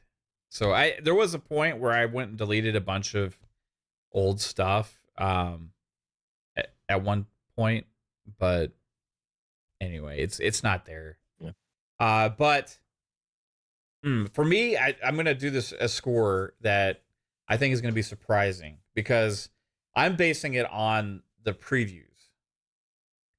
And I remember when the games media kind of universally did these previews recently on Hellblade 2, they were using pretty extreme language that I'm not used to them seeing on many game previews, period. And they're talking about setting the bar for visuals, setting the bar for Unreal Engine being the the kind of game that other companies are going to strive to be. And I remember also from the Insomniac leaks when they were talking about trying to reach levels and the going forward of Hellblade 2 and stuff like that for fidelity and visuals. I found the video. But which video? Oh, Your mine? video. How'd you find it so fast? Because I'm awesome. What? Send it to me, because I was sitting there looking through all my shit. And I couldn't find it. Where do you want me to send it? Just put it in the DMs. Just Okay. I just need proof to Kate that I did it. She didn't believe me. Okay. So for me, I remember being like, oh, these were the previews for Hellblade. It was really surprising, right? So I expect to be surprised a little bit by the universal acclaim that this game is going to receive from the Xbox Tax Games media when it comes out. And this is going to look so good and have such good cinematics and fidelity and graphics and gameplay and sound and all this stuff that is going to set the bar in different categories that we haven't seen yet before, right? And this is something that I feel like a lot of people have been waiting for this generation. How many times do we hear people say there hasn't been anything next gen, really? There hasn't been anything like that. This is probably going to be the game where people are going to be like, oh shit, this is different than we've ever had before, right?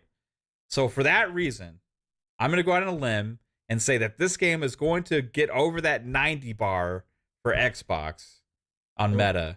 And I'm going to reach out there and I'm going to say maybe a 92, right? Because you're still going to have your crazy ass motherfuckers out there that are just going to try and sabotage Xbox no matter what, right? That are going to keep it from being even higher than that.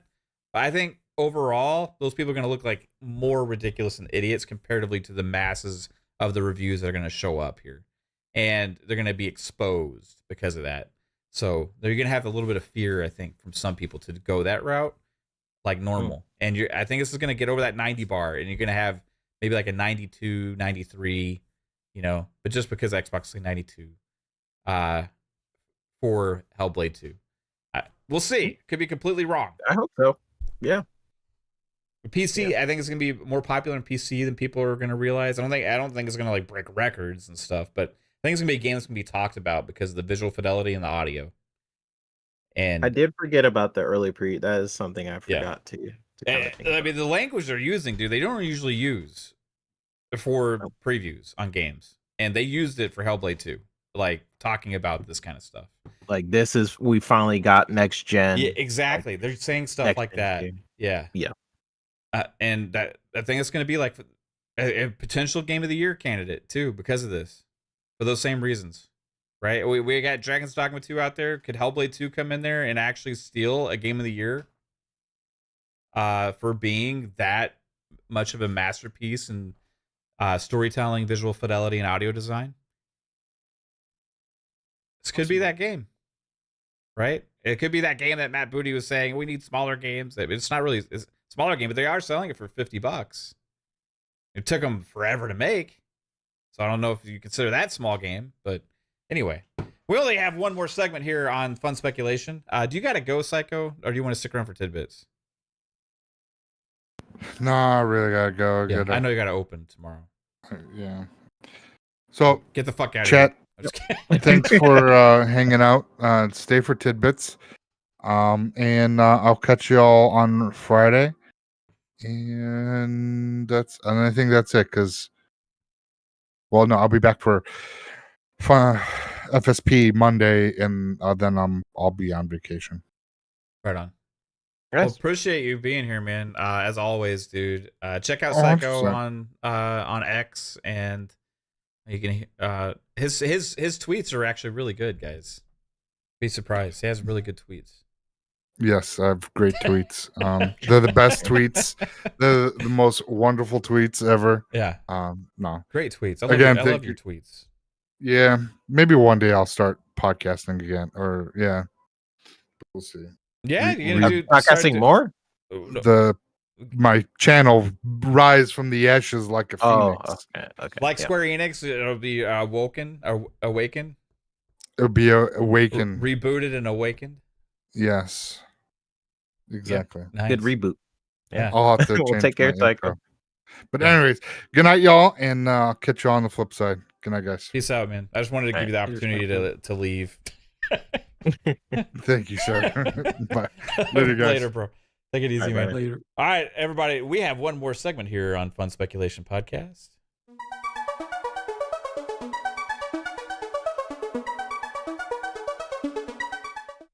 And this is Tidbits, the segment where we look ahead at the games releasing for the week, plus also Kingdom Hearts. So somehow Fuzzy is hosting, so he'll have to Okay. control. I don't know how that happened, Wait, but oh, is it actually showing it? Wait, okay.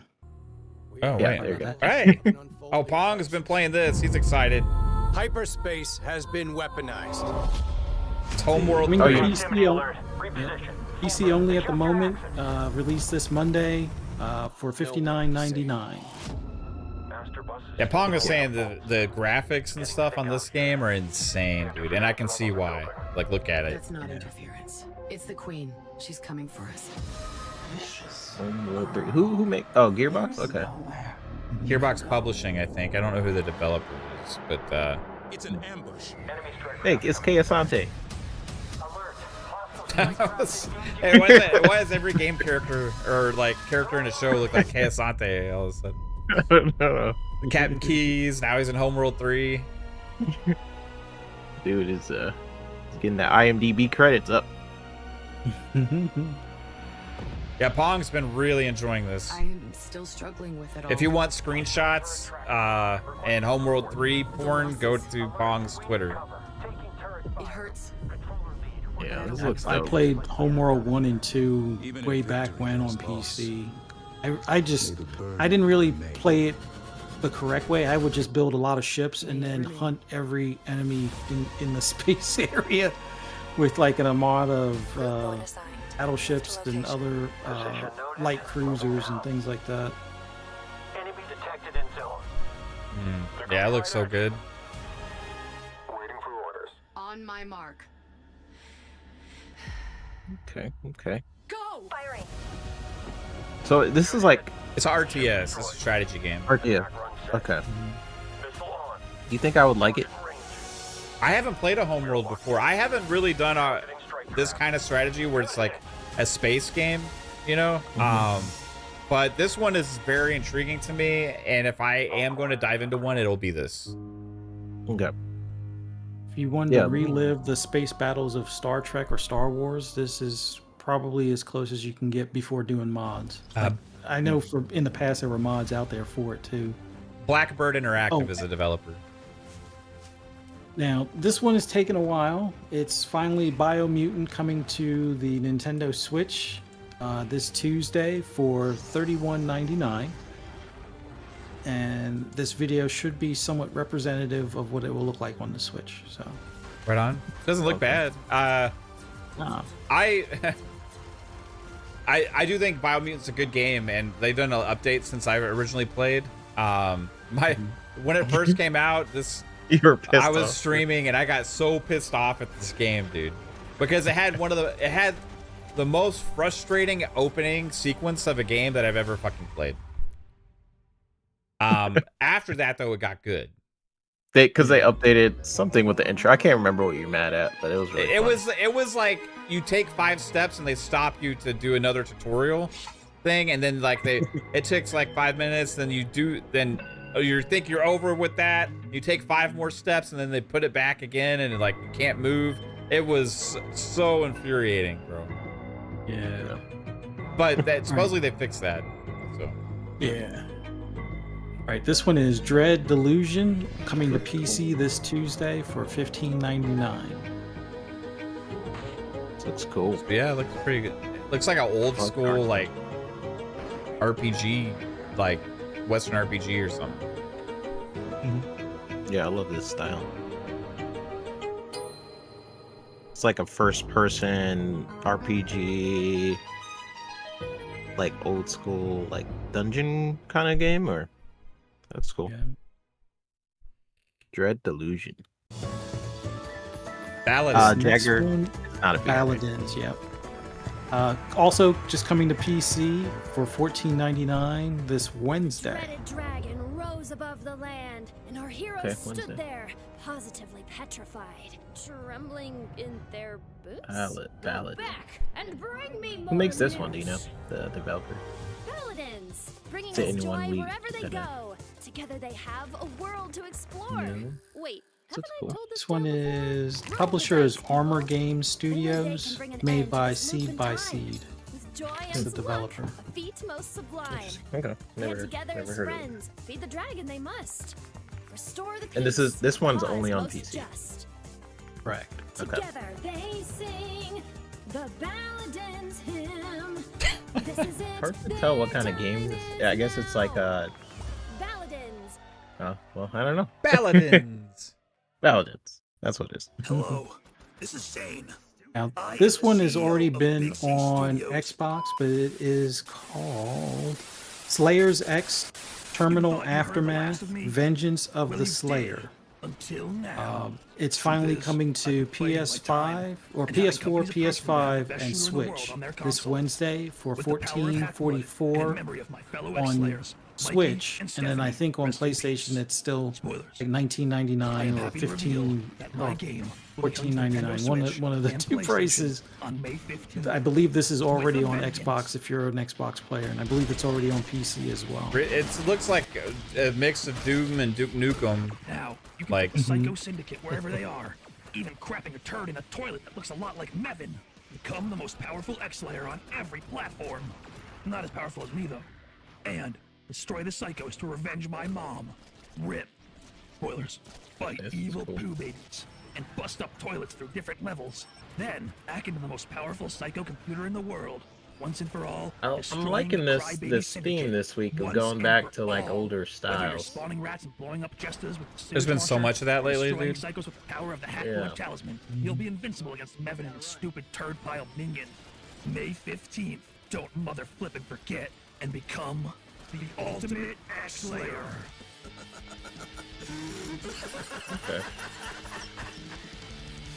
I vibe with it. All right. Shove that toilet in your balls. That animation's really bad, though, I will say. All right, this one is called Please Fix the Road. Now, this one comes out on Wednesday and Thursday. Comes to Xbox, believe it or not, on this Wednesday. On Xbox One, Series X and S. And then it on Thursday, basically the next day, it comes to PS4, PS5, and Switch. Price all around should be $9.99. One day exclusive, let's go! One day! Yeah, like Time get a day exclusive. early access. Nice, nice. I think Okay. it's already been on PC. I take it, but or What maybe was they the changed price their of that mind. one? $9.99. Oh, okay. This is probably the big one for this Yeah. week. Ghost of Tsushima Director's Cut coming to PC this Thursday for $59.99. Ah, fuck, man. It's Unless you are out of the United States. If you're in one of those 177 or 180 countries, you're kind of. I mean, if you're in those countries, you're SOL at the moment. Even if you just want to do the single player, which that seems foolish to me. Like, either split the version so you can't access the online for maybe $10 less or whatever. I'm most excited for Pong to finally get to play this. Yes. Yeah. I he's like been it. talking. Yeah, he's gonna fucking love this game, He's going to live in this game for dude. like. Yeah, he a will. month. He's gonna be talking about it nonstop, dude. I'm telling you. And it's probably going to make me want to revisit it. I still Yeah. haven't finished the Iki Island one, the DLC. And maybe he'll convince me to get back into trying to do the raids. I know Steel is all down for doing the raids and the co-op stuff.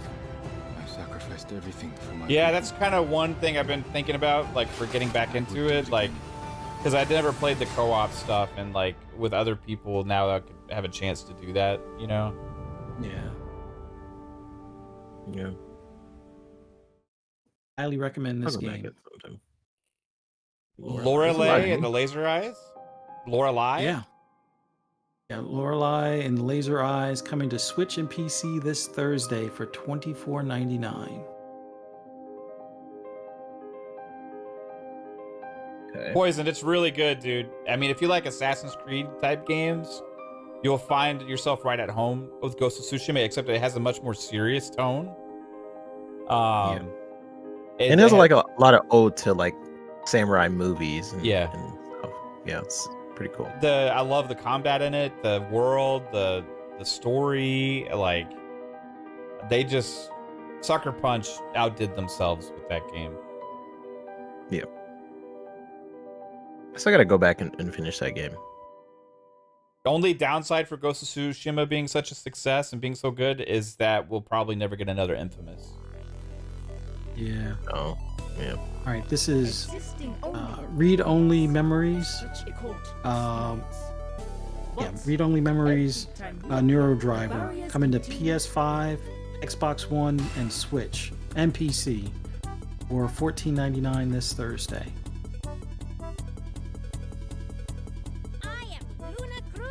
Okay. This seems like my type Cruz of de game. la Vega. I would not send you to this mission if I didn't believe you. Looks like coffee talk. That's probably why I'm liking it.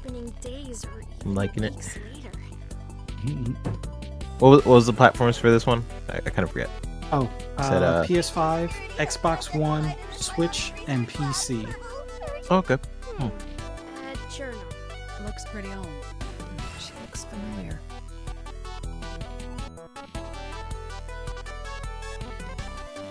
The long-awaited return. So is this a sequel? Sweet, you're here. I have no fucking clue, and I I really don't care. I've never heard of it. I think there was a previous one that wasn't called Neurodriver or something along those lines. Now this last one is going to seem like a repeat because I think last week it came to PC. This week it's primarily PS5, Series X, and S. I'm on an ad right now. Yeah, same. Okay. All right, here we go. Did we climb all the way here just for this? Indika. Oh yeah, this is the Nun game. That's really weird Yeah. with jazz music. None is fine.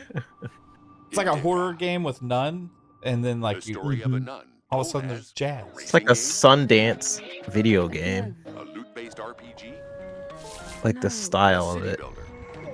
Very interesting. An arcade game. Not. A walking sim.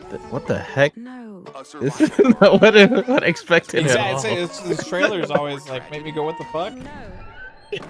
No. That was like 3 different styles. Is it a A subversive self-endeavor, smoking metal-layered non-perspective, What? conscious-driven action answers. is it a first person, is it a third person, or is it a side scroller?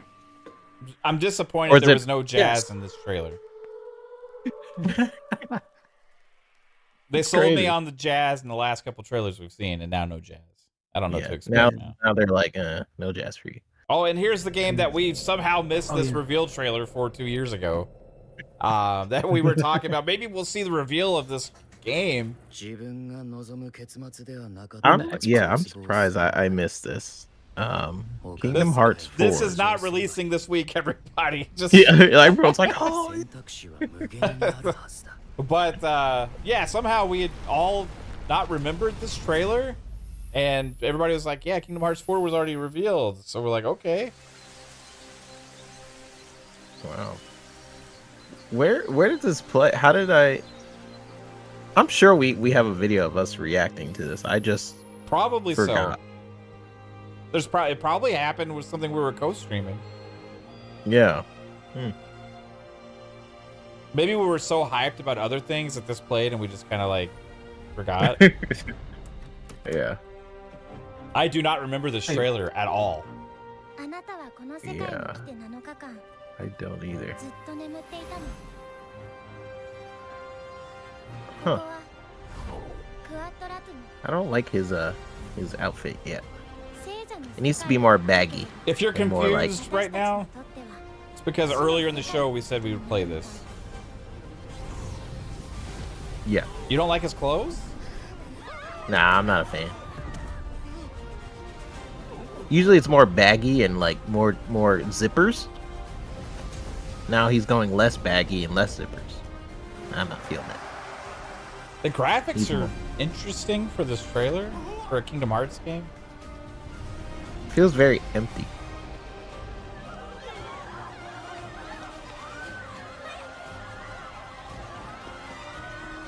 It just feels off. Like, does this feel off a little bit to you guys? I don't know. It feels like they took the Matrix demo and just put Kingdom Hearts shit in the middle of it. That's what it is. It looks like the same. Oh, they actually world got gameplay. from the Yeah. fucking Matrix demo, doesn't it? It really does. They do use Unreal Engine now, so I wouldn't be surprised if they got some of those assets. But cool. I didn't know it had gameplay. How the heck did we miss this? That's insane.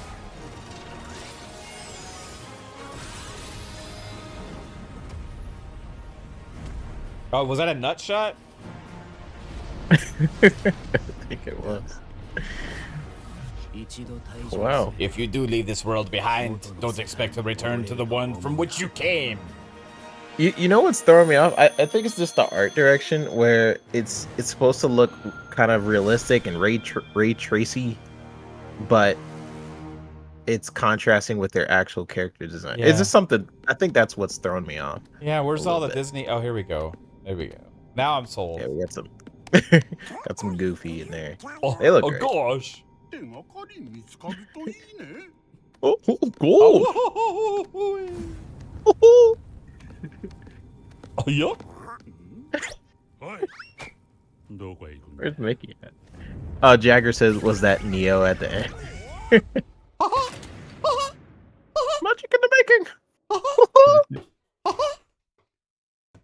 Nice. Cool. MICKYMO. All right, that was it. Nice. That was tidbits for the week, everybody. And that was like I said before, that was our last segment here every week on FSP. There was one other thing that kind of happened during the show, and I don't know if this is like legit or not, but people keep sending this image of GTA 6 with like a reveal tomorrow, May 14th, but I looked at the official channels and like it wasn't there.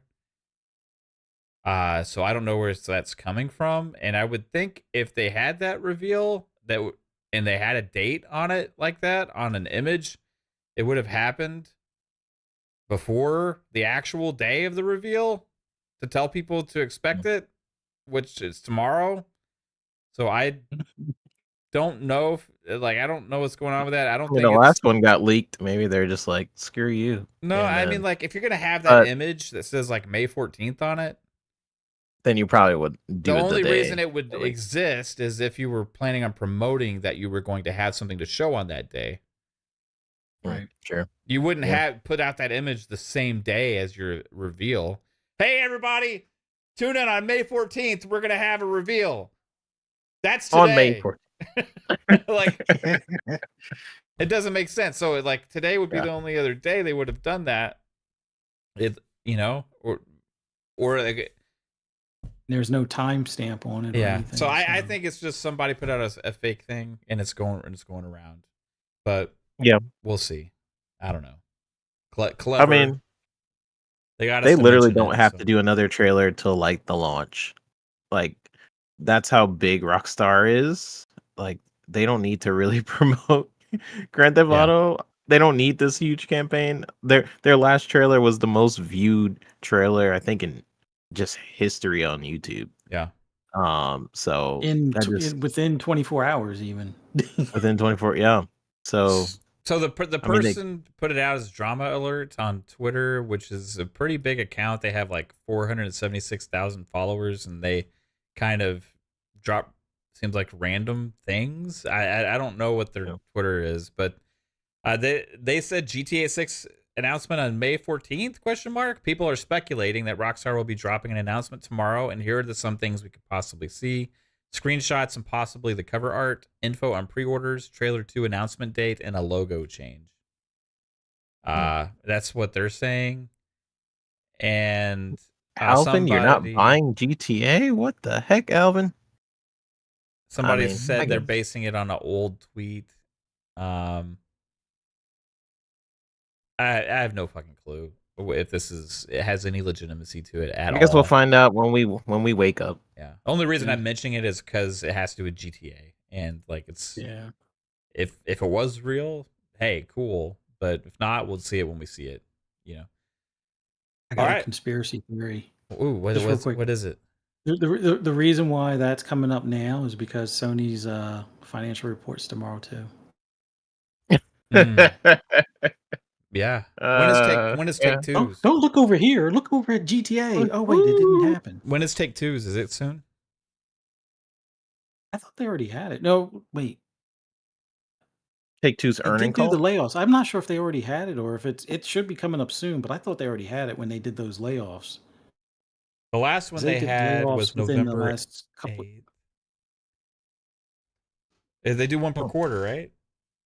So Take Two quarter.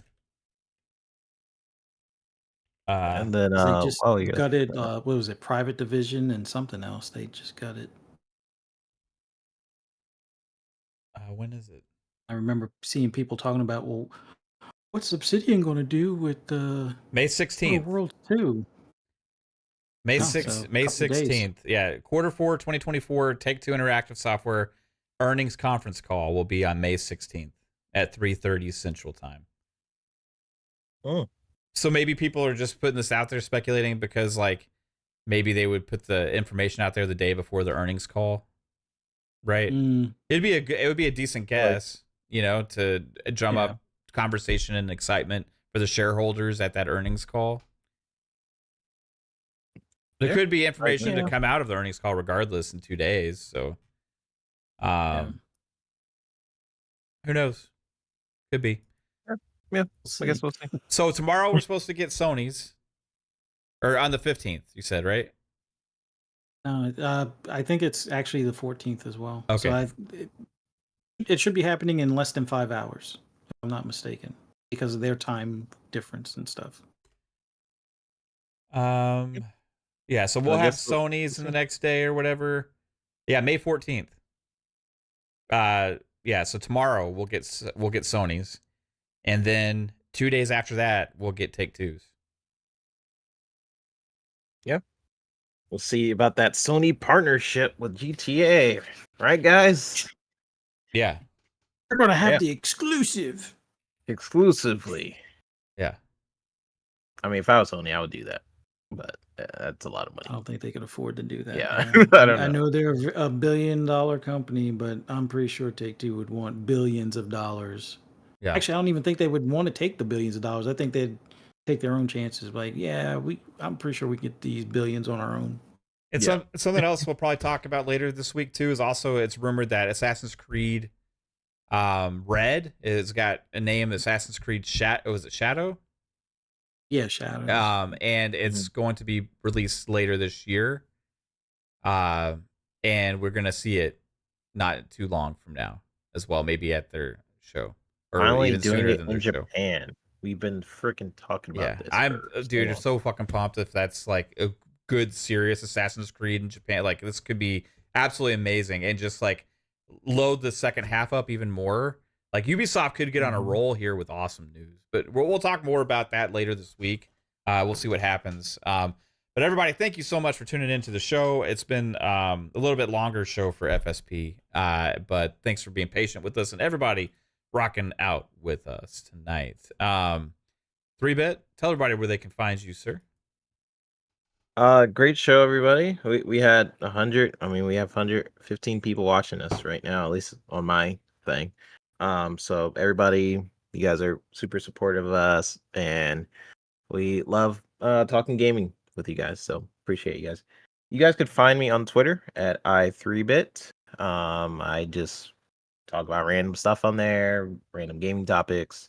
I shared on there my progress on my webcomic that's coming up. It's called The Legacy 7. It is a webcomic about Greek mythology and Greek mythology mixed with like sci-fi elements. So definitely check that out. I already finished inking it a while ago. Now I'm in the process of coloring it. So if you're interested in just comics, it's free. I release it on a site called Global Comics and also Webtoons.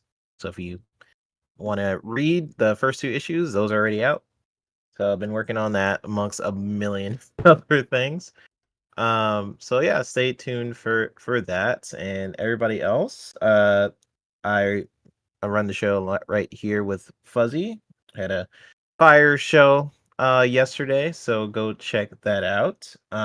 It is Pixelated Echoes. So if you guys enjoy conversations we have on FSP, you can tune in the day before every Sunday on Pixelated Echoes. So that's all. I'll see you guys on the next episode of FSP. Maybe I might even jump on Xbox Ultimate. This month is going to be kind of inconsistent because guess what? At the end of this month, I am also getting married. So if I just disappear for a little Sorry, bit, ladies. it's all right. I'm taken. So that'll be a thing. But love you guys, and I'll see you guys on the next episode. Right on, man. Appreciate you, 3-Bit. Fuzzy Belvedere. What about you, sir? Always, as always, thank you for having me on. Greatly appreciate being here with you guys. Shout out to Psycho. Know you gotta open up early tomorrow, but always a pleasure being on the podcast with you guys. Thanks to everybody in the chat and even those watching us on Twitter as well. Greatly appreciate you guys taking the time, checking us out, interacting with us. Always awesome and greatly appreciated. For those that want to hear my rambles and rants on anything gaming related, just follow me on the app formerly known as Twitter at Fuzzy_Belvedere. You can also find me on other podcasts like Breakfast with Boom Friday morning 10 a.m. On Double Barrel Gaming. Xbox Ultimate right here on this channel. Hope to see you guys there at 10 p.m. Eastern Standard Time. I go a little sideways on that one, but yeah, it's going to be a fun week, and man, got a lot of stuff coming up that's going to be exciting here soon. And then Shop Podcast on Saturday, 9 p.m. Eastern Standard Time on PTK Blam's channel. And as 3-Bit said earlier, Pixelated Echoes around 8:30 p.m. on Sunday nights. Just do a search on YouTube for Pixelated Echoes. You can find us there, and hope to see you guys there. And right back here next week for Fun Speculation podcast, or FSP. Hope to see you then. Right on, man. Appreciate you, Fuzz. Yeah, we'll have a couple more shows this week. We got Thursdays, PM in the PM, 7 p.m. Eastern Time with Pong, Soul, and I. We'll talk a little bit more about all this stuff going on. I'm sure Pong's going to have a lot to say about the Square Enix stuff as well, because he's been right on board with us this whole time. And also, hey, he was pretty hyped about Assassin's Creed, but just forewarning, guys, expect to hear a lot of Ghost of Tsushima talk and also Homeworld 3, because he's going to be like talking and excited about what he's been playing and what he's looking forward to playing. Just telling you right now. And then Friday night, we got Xbox Ultimate Podcast. And yeah, we'll see what else happens this week, guys. Like it's already today, there was just stuff dropping out the ass. And then by that time, and even on PM of the Pin, we'll have had Take-Two earnings call, and then Sony as well. There's gonna be a lot more information this week and sometimes news comes out of that stuff, like today with Square. So we're gonna keep our ears open and cover all this stuff as it happens over this week. And it's gaming news season, gaming showcase season coming up, games dropping out the ass left and right, and it's a great time to be a gamer, everybody. So relish in it, enjoy it, and we'll see you all soon. Peace out, everybody. Thank you so much. Bye, y'all.